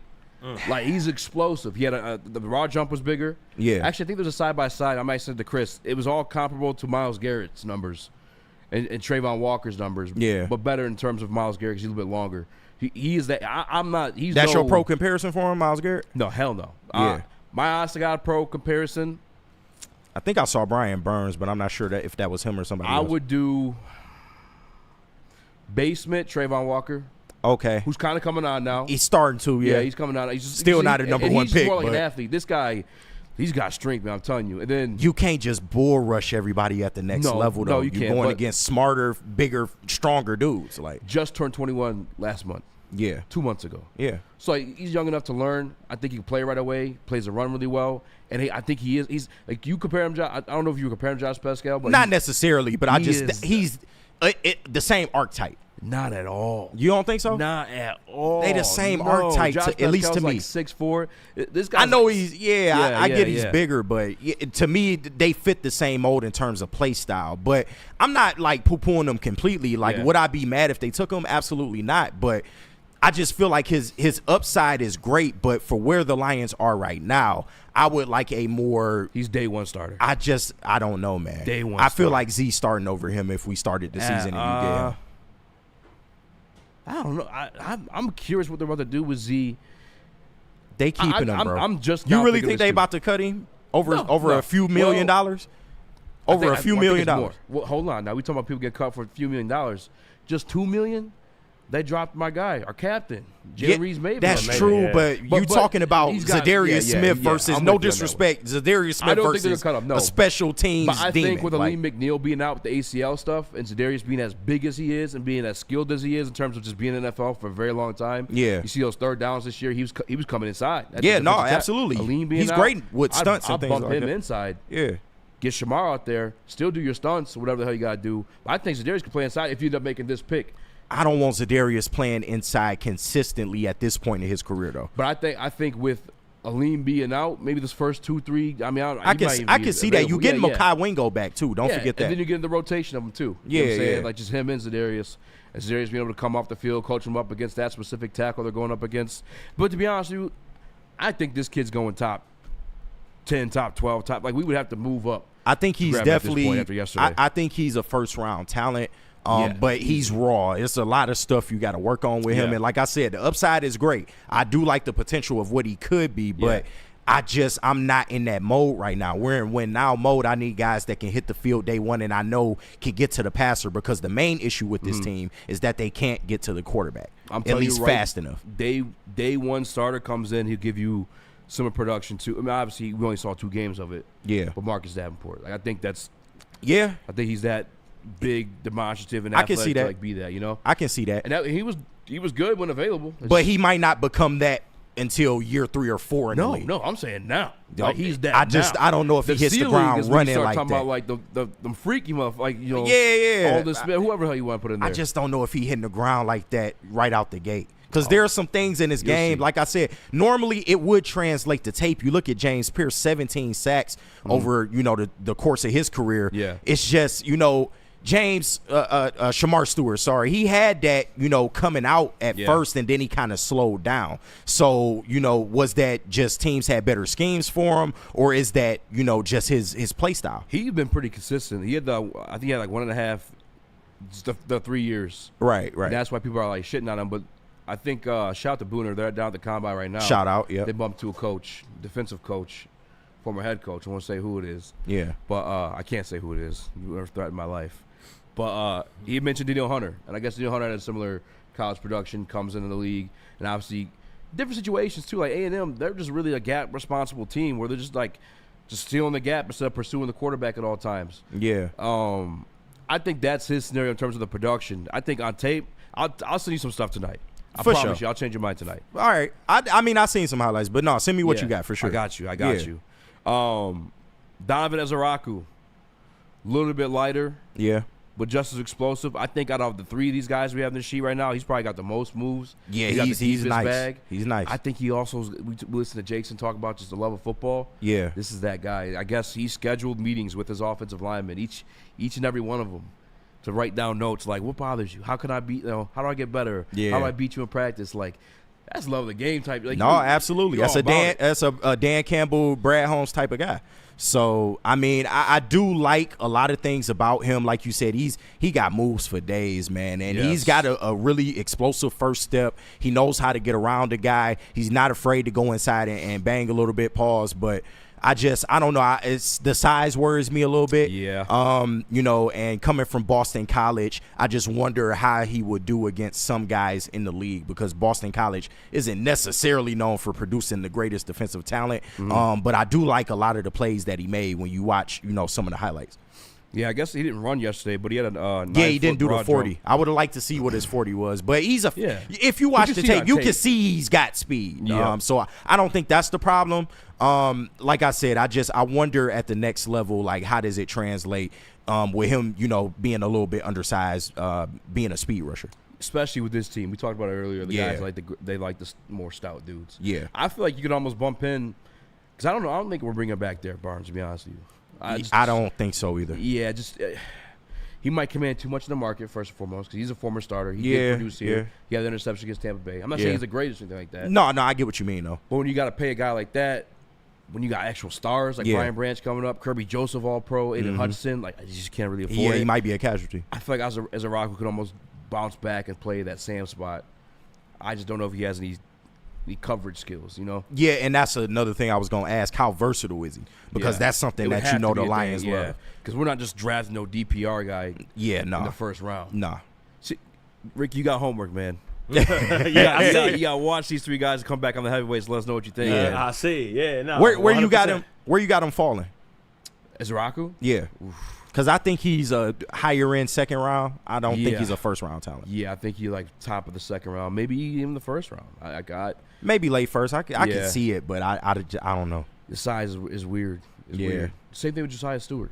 Yeah, but Josiah Stewart can actually cover it a little bit. Yeah, no, for sure. But you mentioned the motor, and that's something that you need. Like that's what we love about Hutch. That's something that the Lions really take into account. Absolutely. What does this guy do? From whistle to whistle. So I definitely he would fit the mold of this team. Yeah, I think out of all three guys, he's the one that fits the culture the most. Absolutely. And that's the thing too. He's not like James Pierce, where he's 6'5". You can see weight getting added onto that, and you still being fluent and efficient at your being fast. Was he 6'2"? Let me see how tall he was. Yeah, I think it's 6'2". Yeah, 6'2", which is kind of short for a defensive you put end. weight on that. Like it's not you have long strides like James Pierce. Not saying undersized ends can't work, but it's a tough sell though. Yeah, back half the first. Yeah. Where you got Shamar going? I think he's a first round talent. What team could use him? Or like where in the draft, I guess. Oh, later first. Later first. Yeah, later first. James Pierce. Yeah, I think James Pierce goes before him. Okay. Because, this combine, and the combine, that plays a role for GMs. They love seeing shit like what James Pierce did. So I think his stock has risen. He'll probably be middle of the first at this point. You want to make a case bet? Why not? Big case of Happy Dads? Yeah. Let's do it. Air shake. Next time you're up here for Spinny doing week in jail, we'll all right, bet. We'll have it by then. Bet. All right, we do got to pay some bills. Come back. We got some Pistons stuff in the sheet as well. I guess LCA, the line is out the door, and that was reported at 5:15. The game don't start till 7. Wow, man. The Pistons. I'm finna cry, dog. Bro, I'm finna cry. Honestly, God, I thought I could have cried during that Boston game. I'm not even gonna lie to you. Yeah, that was crazy. Emotional. Yeah, that was emotional. It was dope. We tell us about Caesar Sportsbook, though? I sure can, man. It's the best sportsbook on the market right now. And you already know, you go to Caesar Sportsbook, download the app, put in that code right there, Woodward 1000, put in a $20 bet, and if that bet misses, guess what? You get your money back, bro. And that's all we want, man. We tend to mess up from time to time. Sometimes we make stupid bets, but Caesar Sportsbook, they got you, man. They've been around the game for a long time. The app is smooth, it's clean, none of that laggy BS that you got to deal with. They one of the best sportsbooks on the market right now. Go to Caesar Sportsbook, download the app, code Woodward 1000, get your money back.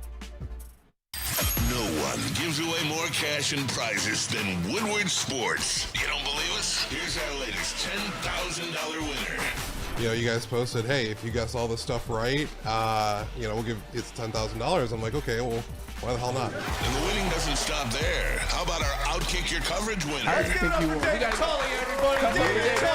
This guy's got a hot girl. Bigger prizes, bigger giveaways, cash, merch, tickets, and more. All from the biggest sports network in Detroit. No one does it bigger and better than Woodward Sports. Make sure you're following, liking, subscribing on Instagram, Facebook, X, and YouTube for your chances to share in the winning. From Detroit's #1 sports network, Woodward Sports. Walk into any Lady Jane's Haircuts for Men today. Open 7 days a week. Sit back, relax, and enjoy precision haircut, scalp massage, hot leather neck shave, and hot towel treatment from one of our talented stylists. Step up your game this season and take advantage of our $20 haircut special. Scan the QR code and get your coupon today. Lady Jane's Haircuts for Men, the ultimate haircut experience. Open 7 days a week. Walk-ins always welcome. Lady Jane's Haircuts for Men, it's wicked awesome.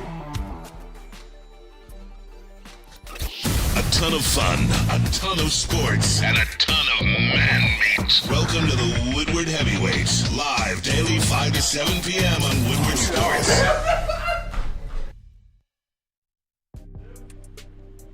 Hey man, the spring is about to come. The snow finna get off the ground. So how about you hit the streets and something new, man? Go to Les Stanford and get that new car, man. That new car you've been waiting on. And guess what? They got deals ready for you. Get a 2024 Envision for only $239 per month, or try out the 2025 Sierra Crew Cab Elevation for only $249 per month. Don't forget about the 2025 EV Hummer, my personal favorite.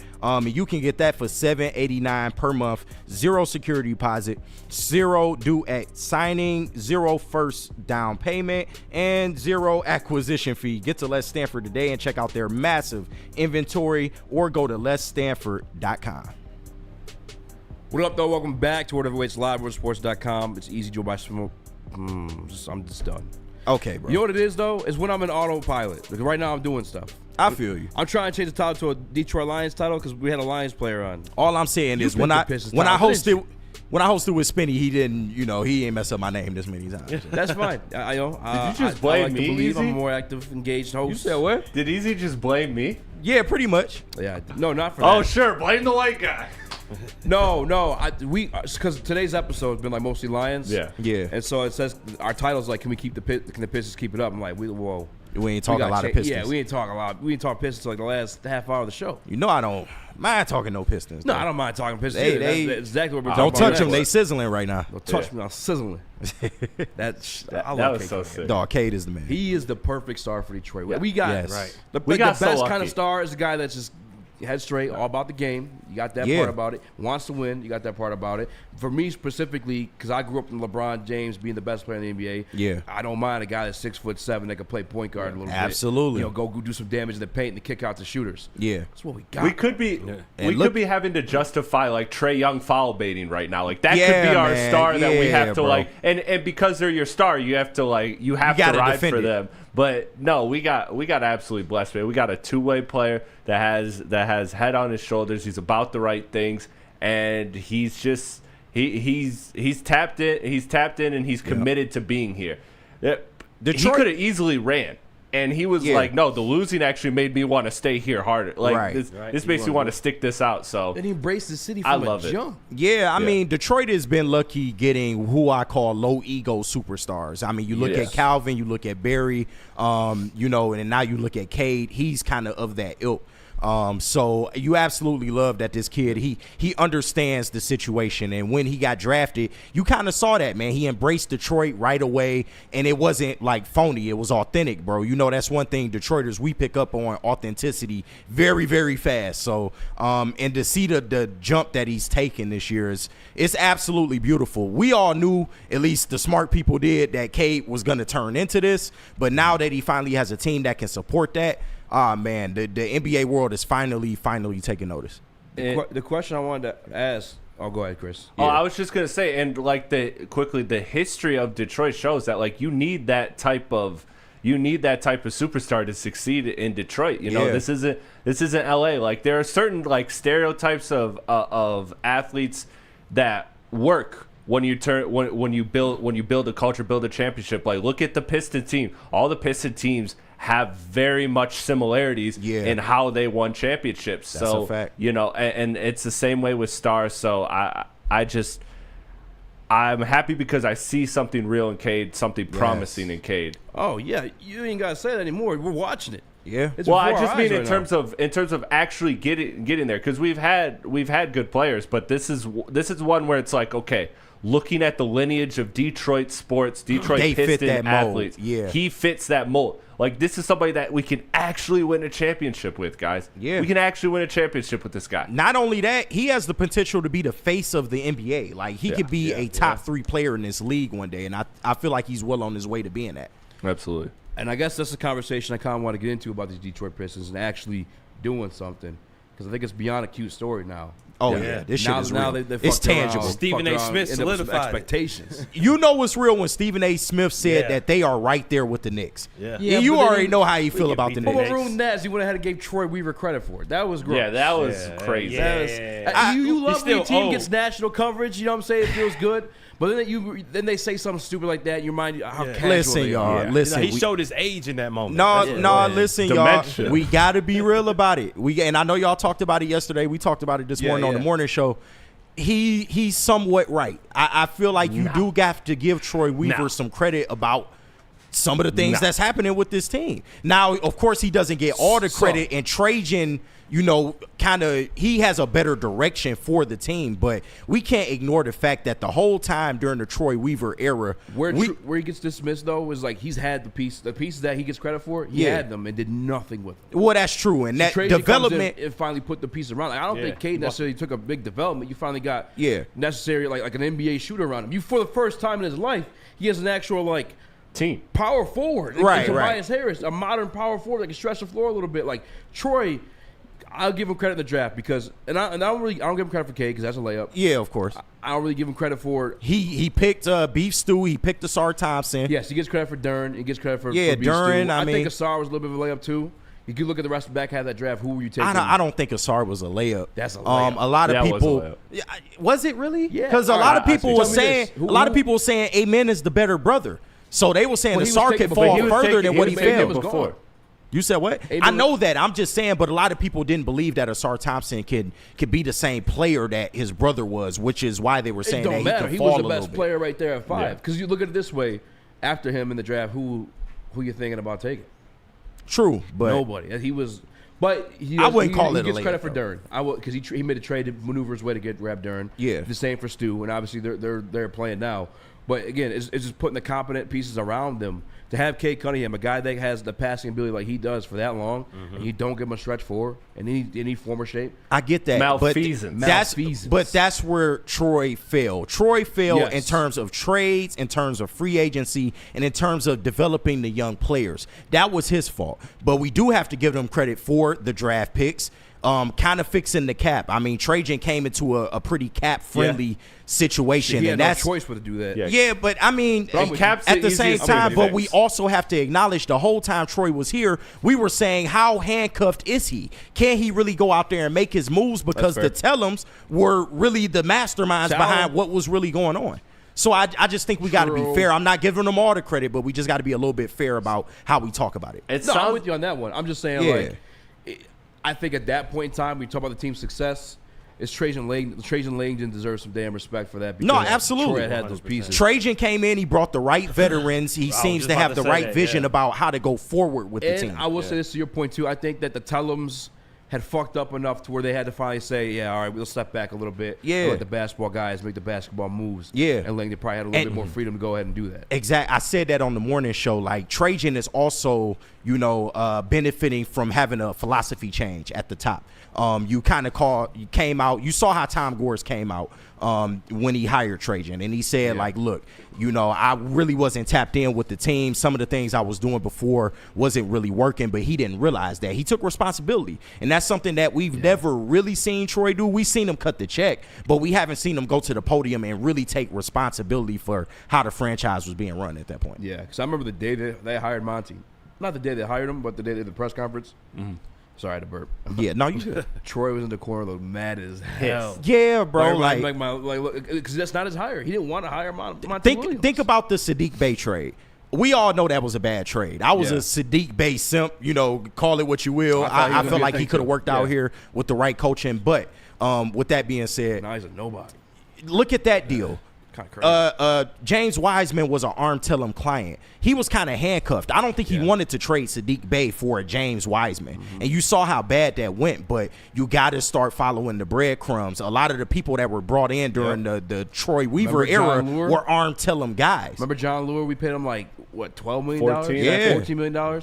He never did dick in his entire career. Look at the bogey. That was a lot of money back then in the NBA. Yeah. That was insane. But that's why I had PTSD about the Tobias Harris signing originally, because he was an arm tell him sign. So I was throwing a fit we just get a new guy, and I'm expecting a new pace And here we go doing the same shit. But true, then but obviously it played out. And I didn't think about it at the time. That really was the first time Cade got a stretch four around him. You also and got Malik Beasley too. Nobody really wanted to come here. Tobias was probably the best move we could have made that free agency because you literally had agents telling players don't go to Detroit at that point because we were so poorly run. I admit it. I apologize. Either last week or this week, Chris, but I'm sorry. I was wrong, dead ass wrong about the Tobias Harris situation. We had that. Because I mean, looking at the time as like the power forward situation, and obviously I knew the money thing. Like I knew that right away because we had so much cap space. And at that point in your career, you're trying to get paid. I feel you, but he's more than that. No, and trust me, I wasn't on board with the Tobias move.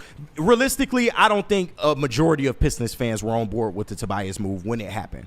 Because one, seeing how he looked with the Sixers, especially towards the tail end, it didn't seem like that's the player we need to be giving the most money to right now. But and he struggled out the gate. But now you're seeing him kind of, do what you want him to do, and he's even giving you defense, which I haven't seen him really, be a problem defensively. I don't think ever, not even during his first Pistons run. So he's going out there, he's being the leader. They love him in the locker room, and he's actually going out there and proving it with his play. And that's why Trajan gets credit, is because he brought the right kind of veterans here, veterans that can still go out there and play and actually mold your young guys into what you want them to be. My bad, I was talking shit in the chat. But you always doing that.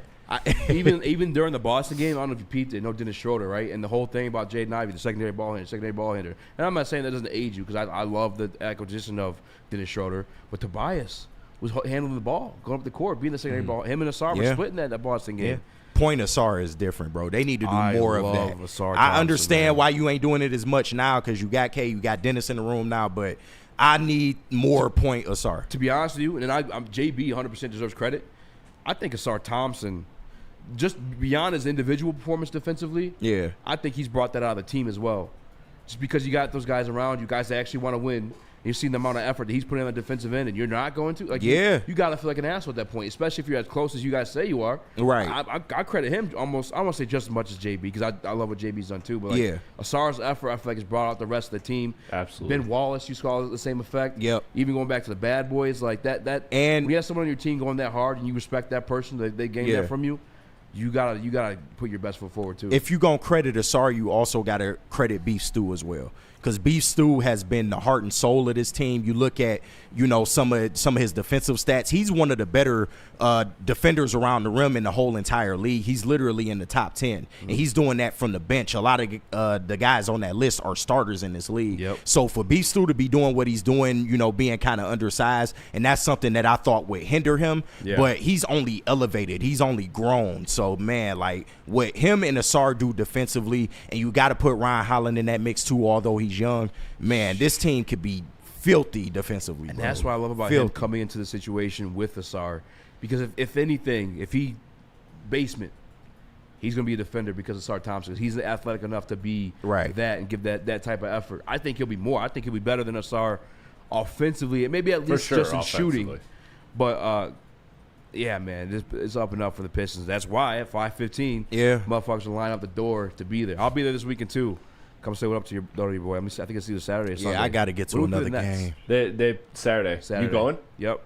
Damn. Get a ticket. Like I can't. Pull up. I can't. 50th episode of the podcast. Got to do it that day. So, Eazy, I never hated on Beef Stew, man. You always talking that bullshit. That's crazy. Man. I swore you said he was ugly as fuck.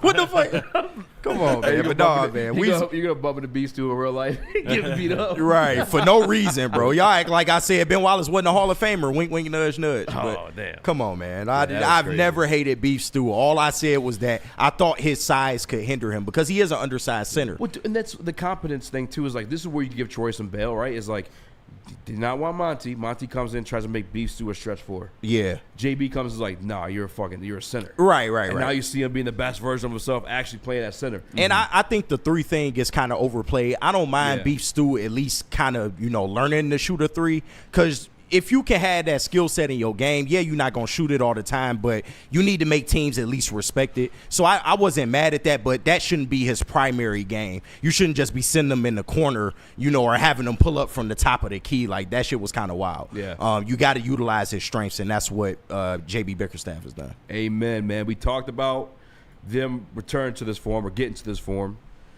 Now let's talk about what they're going to do when we get back. But first, we got to break, man. Tell us about that merch, Chris. Let me tell you about that merch. Woodward Sports has the best Detroit sports merch in the game. Hoodies, tees, hats, all of that. All teams. Make sure you're going to Woodward Sports for the best Detroit sports merch in the game. Love Woodward Sports? Love wearing clothes? Then you should be wearing Woodward Sports clothes. Check out our full line of merch at woodwardsports.com. Just click on Shop. We have all your favorite designs, like Dan Campbell kneecaps, Woodward Golf, and of course, our own logoed out merchandise. Men, women, infants, kids all love Woodward Sports. Impress your friends. Impress your boss. Impress your dog. Buy Woodward Sports merch today.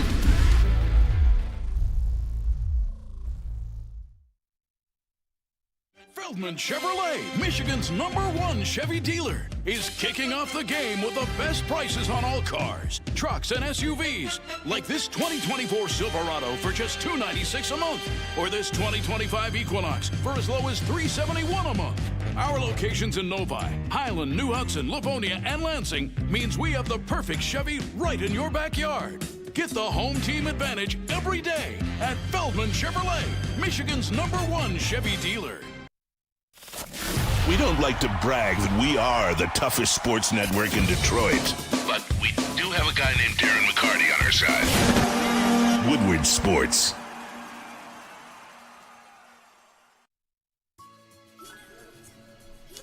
And shout out to the lovely, lovely ladies of Lady Jane's over there working hard as always. Hey, calm down over there, man. Pipe down. But, come to Lady Jane's. Come to Lady Jane's today and get a haircut and feel like a guy, man. You know, when we get a haircut, you want to just feel like a dude, and it also helps that you have, all of this walking around here. But come get that hot towel treatment, that hot lather neck shave, man, massages, everything that you need to get right. Come to Lady Jane's, book that appointment, or walk in anytime. 7 days a week. It's wicked awesome. Lordy Wody. Today, boys. Go get your hair cut. I'm seeing more brothers in Lady Jane's, though. I can't lie. Yes, where you go, right? No, I don't. not even when I was, bro. No disrespect, but you gotta have a person. They ain't touching mine up there. Ain't nothing to touch. Shout out to Lady Jane's. You got your beard back though. Yeah, it's coming in. Yeah, working on it. Big grass I got lucky shit. I had that wedding coming up. Yeah, big grass shit. But Spinny, I shout out Spinny for shaving the eyebrow. But you really don't have eyebrows to begin with, so it wasn't that bad. I mean, yeah, but he did look kind of funny. I said he looked like a Pixar character without the beard and the fucking he eyebrows. loves the stash. There was one time he fucked up and he shaved everything. Yeah. Awful. It was. Oh, yeah, that was terrible. It was bad. But nothing is as bad as what K9 went through, man. R.I.P. K9, dog. R.I.P. K9. Damn, man. Legendary. They had to walk his ass, man. That's crazy. That was grown-ass man getting walked outside in the cold. I would never. $200, we had to do it. Yeah. No, y'all legends for those two broadcasts, arguably all-time Woodward episodes, bro. I'm all proud time, to be bro. a part of that. Y'all gonna be in the Hall of Fame one day, bro. Thank you, man. That's shit. I don't feel that way after listening to Jason talk. That guy. No, he know what the fuck he talking about. We gotta get him on Please get Jason Cabinda on, bro. Shit.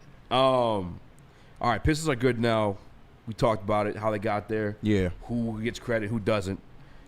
What are they going to do with it, though? Are these guys going to win a playoff series? I feel like they can. What teams in the Eastern Conference playoff picture right now can they beat in your eyes? I think the Knicks are the best matchup for the Pistons in terms of, I agree.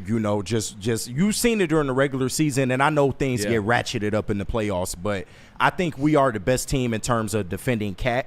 Because we can deal with Jalen Brunson. I'm not really worried about him. We got a multitude of people we can throw at Jalen Brunson. But when it comes to guarding Cat, that's going to be a little bit of a different story. But you like how Beef Stew is able to go out and play him on the perimeter. I feel like Jalen Duren is taking that step in the interior to where Cat won't just come in and start going crazy in the paint as well. And who is really going to beat us outside of Brunson and Cat? Who on that Knicks team can beat us?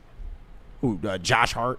Yeah, when we have played, it's crazy though because they have the names. They have OG's talent. there. They do have talent. I'm not yeah. slighting that at all. But Mike McKell-Bridge, they were supposed to be. They grabbed all the college teammates. I thought they were about to win, and then they grabbed Cat on top of that. Chris, I'm gonna go to you because I know you're more NBA.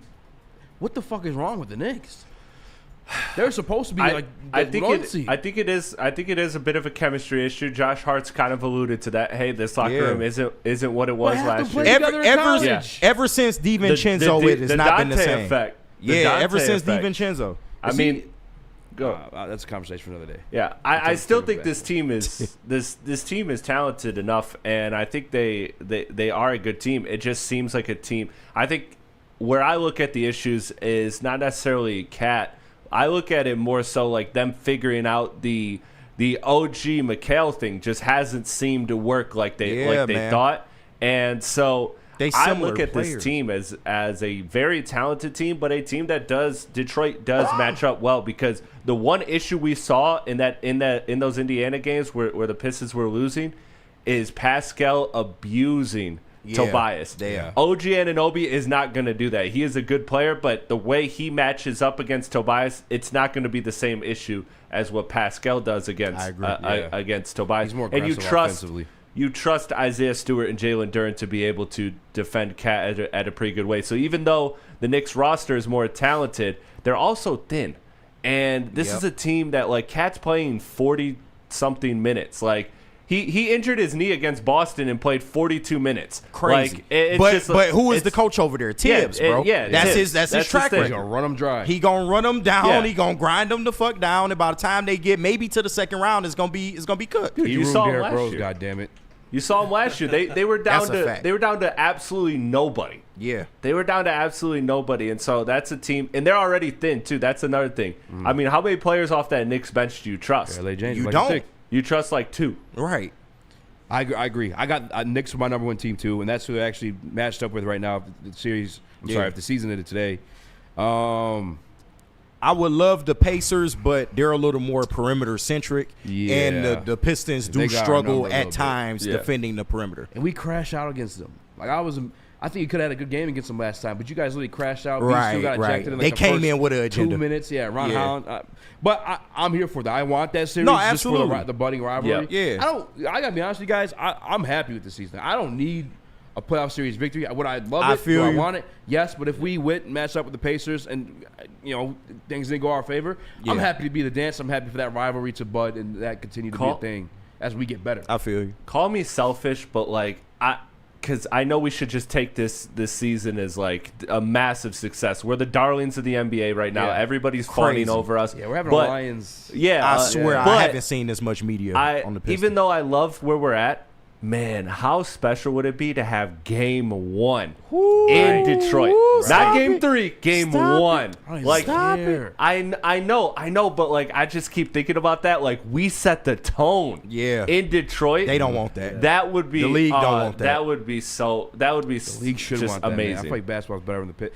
We have Detroit sports fans are the best goddamn sports fans in the country. Because it's so fucking cold here, man. We got nothing to do. I agree. Michigan all together. Like, if we didn't prove that, like after the draft, breaking the damn record, like the NBA probably saw that, and that's why they're pushing Cade so damn hard now. Right. They're like, you know what? There's some money in this market. Actually, we didn't know y'all got down like that. You know, the NBA notoriously hates the Pistons. They ain't never did us no favors. We ain't been that in so long. Like, that was Stern though. Yeah, but it's a little bit of Adam Silver too, because he kind of holds us out of the first pick. We really supposed to have Wemby. I'm sorry, dog. Wemby and Cade, Wemby or Cade are supposed to be playing together, bro. I'm sorry, but they messed around. They let us get a number 1 pick, and they thought it was a down year, and it wasn't. My boy Cade, he is the genuine article, Cade bro. was one of the ones. Yeah, bro. He was the consensus number 1 pick. That's why I said Troy don't get credit for that. True. People was really trying to talk up that Jalen Green shit, though. Contrarians and dumbasses. There was no conversation to be had. Cade is him. Cade is that guy. For us, though, beating teams, I'm looking right now. I don't think we beat the Cavaliers. I think they've proven that multiple times this season. We would have played them in a first-round matchup. No, I'm just saying teams we beat the Eastern Conference conversation we're having. Bro. In series, can we beat the South? No, Jaylen Brown. I'm going to say no. Series? No. Series, no. I'll be respectful to the champs, no. Yeah, I don't think they're ready for that. We're taking down the Knicks, soft. Can we beat the Pacers in playoff series? Yes. I think we can. I understand everybody taking the Pacers just because of what happened in the regular season. They could definitely win that series. But we can win that series. Yeah. For sure. Cade's the best player in that series. I'm saying, though, like, guaranteeing, like, we're winning it. I'm really only picking the Knicks and the Heat. You would guarantee a win against the Knicks? You would guarantee a season? Like, where I feel comfortable guarantee it? Yeah. See, I can't even go there. Even though I like that matchup the best, I still think that goes 6 or 7. And a young team in a game 6 or 7, you know? Yeah. Historically, the NBA is not quite like football where you do kind of have like a consistent path. Football's normally like that. What you saw this year with Jaden Daniels is the anomaly. That don't happen. Right. Usually you go, you get your ass kicked, and you come like the Lions this year. We got beat in the NFC Conference Championship game. Okay, so I guess that is our best season. Right. But that's how it is in the NBA the same way. Yeah. Okay, yeah. I'm with you. We'll go like OKC this year. They might go to the finals. Yeah. Because they lost last year. Like they'll learn from that. Yeah. And I still think OKC is a year away, even though they're so talented. I think there's I've been saying that. Anson been tearing my door down saying, no, they ready now. I'm like, I just don't see or it. They can play in the finals. They can play in the finals. I just don't think they're ready to win. They're not I'll put it this way: they're not raising the banner. I don't think they're not raising the banner, and the Cavs aren't raising the banner. Even though those teams are good as hell on paper, I think those are teams that they need one more bump. Yeah, I don't know if they win in 7 games against a Celtics or a Cavs team. That's Chris I the don't final think so. closing minutes of a party too. Yeah, so one more bump. Life of the party, baby. Don't die. Hey, you like a little nose candy? Nah. You like no.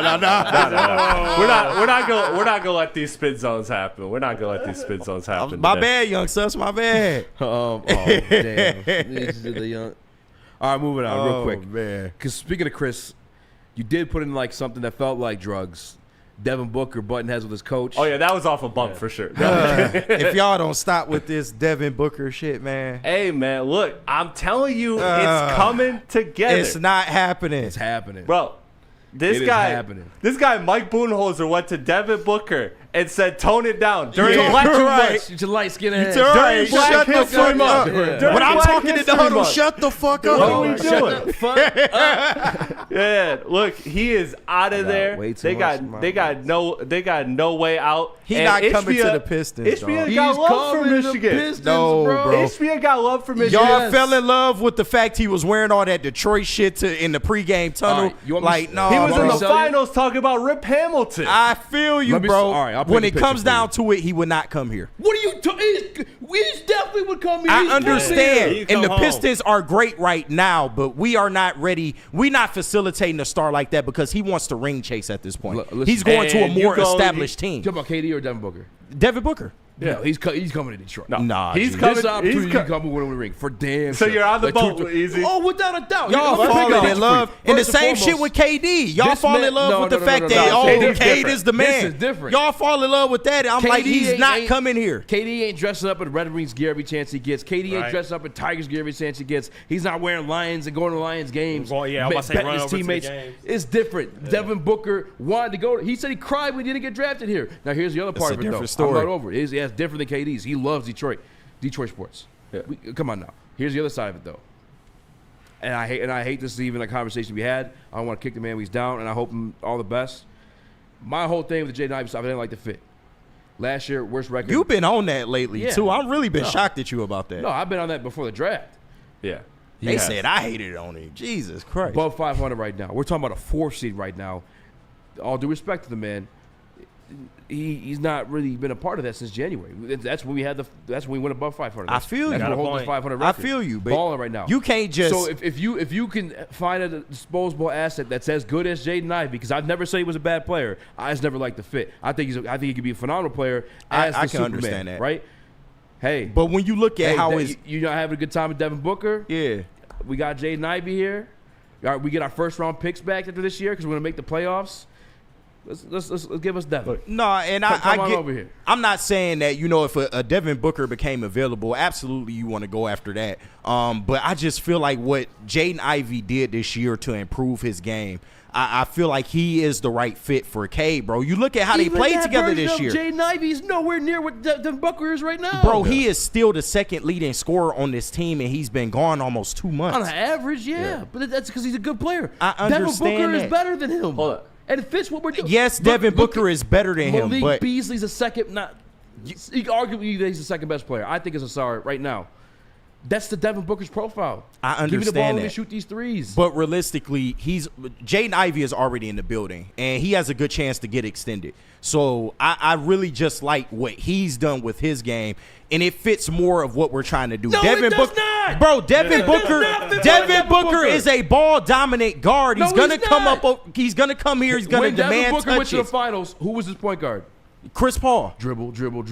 I understand that, but Chris Paul is one of the better facilitators in NBA history. Cunningham. Yeah, I understand that, bro. But Then what we lost that right Devin now? Booker would be. I'm telling you, You I just understated everything but the truth, man. bro. Devin Booker, I just don't think it's realistic. I'm not saying it wouldn't work. I just don't think it's realistic. I think it's realistic. Yeah. Okay. I think this is more realistic than Myles Garrett.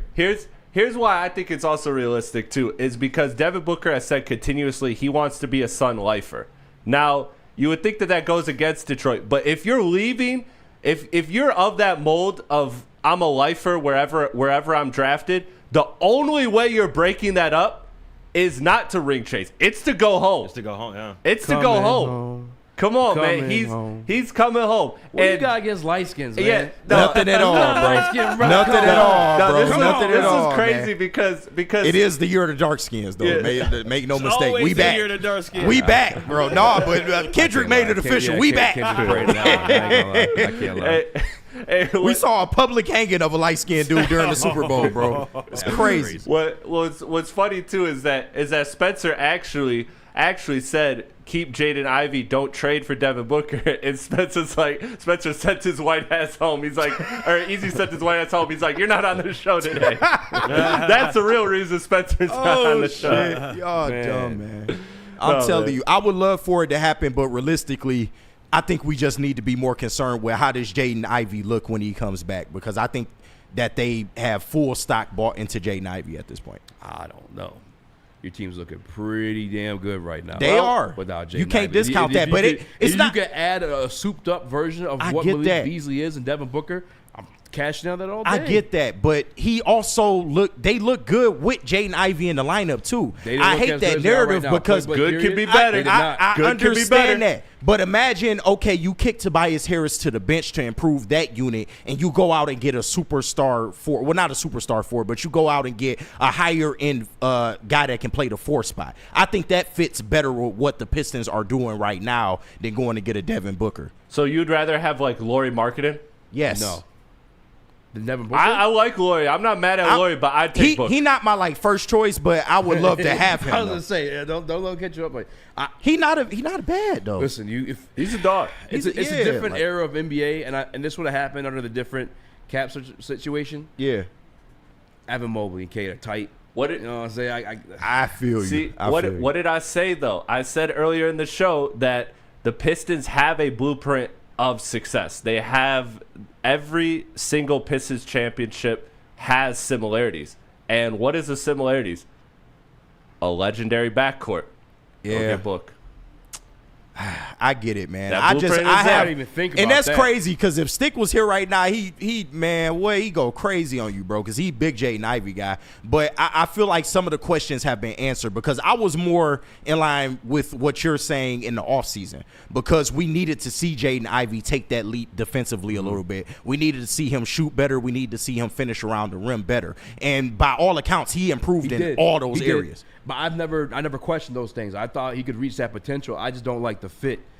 Of Him and K fit fine though, bro. No. They had plenty of games this year, and to be honest, Jaden Ivey won you 2 games this year. Not if your goal is to win a championship, in my opinion. And one of those games without K coming. Our goal is not to win a championship this year.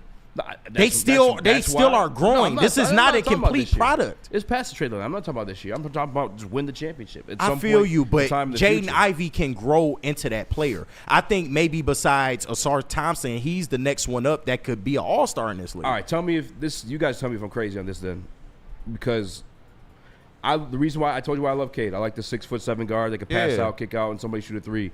So I think that's a lesser athletic version of LeBron and Cade Cunningham. Absolutely, yeah. Right. Okay.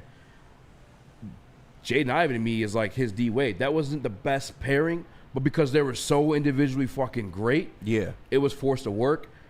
I like Cade and I like Ivy. They're not LeBron James, arguably the greatest player of all time. They don't need and then to Dwayne be. Wade. They're don't not need winning. to I don't think they're winning. I don't think it's a winning if you want a championship. I just don't Bro, think it's a they winning are formula. their own version. Because I get your point, but Cade has a whole different game about him. His game LeBron is. had to be one of the best players ever in that Miami run for that to work. I get that, bro. I do get that. But I think what the Pistons are building right now, it's a little bit unique, bro. And at first we did have questions about the fit, but I think we've seen enough to know that they can play together, bro. I don't think that's the biggest issue. You just need Ivy to continue growing because Cade is already getting to that point. And Ivy just needs to catch up. And if I just want real quick, Chris, because I addressed the haters in the chat.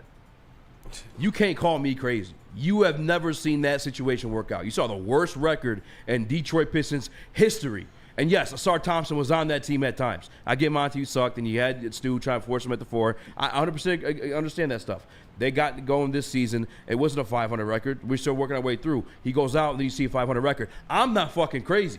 My shit's proven right now. I get that, bro. I'm in the lead right now. But that's not because of Ivy. I'm not saying it can't happen. That's because of good. I'm not saying it can't happen. I'm just saying I'm talking to the chat directly right now. Oh, okay. Yeah. You cannot call me crazy because the evidence is in my favor right now. I'm up on the board, but I'm not crazy. Now, I'm not saying your side can't happen, but you can't talk crazy like it's certain. They aren't better until we see it. They aren't better because Ivy is out, though. They are better because of the coaching, because you've had veterans step up. Yeah, there's multiple look at what Tobias has done since reasons. Ivy went down. Look at how Duren has improved his game since Ivy went down. biggest one Look at to Asar aid taking a step Jaden up. Ivey is the fact that Asar Thompson is more in the flow of the game. Yeah, absolutely. That is bro. one that aids, and I don't disagree with those things. But I'm just saying you can't come in here and talk that I'm crazy. No, the evidence is strongly in my favor. But right once now. again, it's not because of Ivy not being on the floor. It's more so you got to give JB Bickerstaff credit for being able to orchestrate it's that without your reasons. second leading scorer. There's multiple reasons, but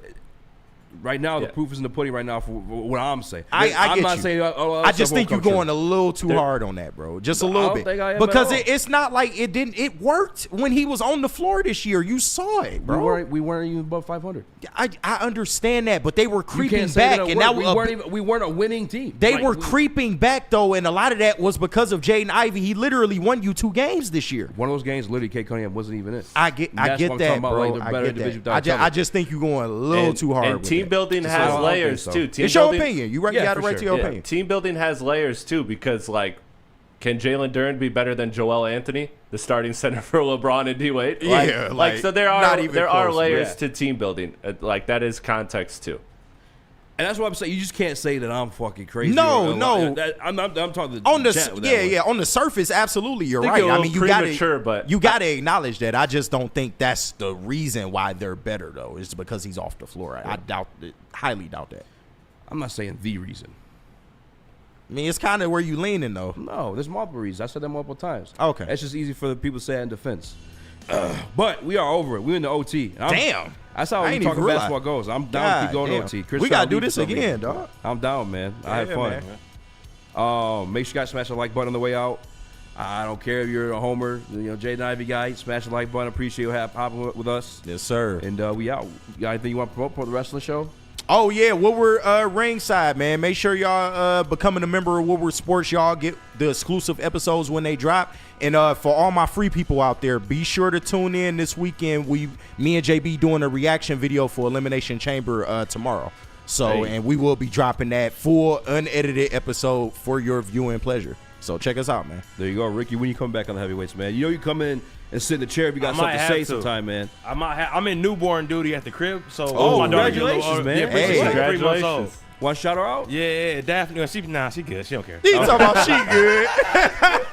My other daughter likes the attention, but yeah, I'll come back. I'll stop through, man. I have a good time. Absolutely. Yeah, for sure, man. For sure. Ricky, you've been killing it, by the way, bro. You fit in this motherfucker like a glove, dog. I appreciate it. That hoodie's hard, too. Thank you. Appreciate you guys. Yes, sir.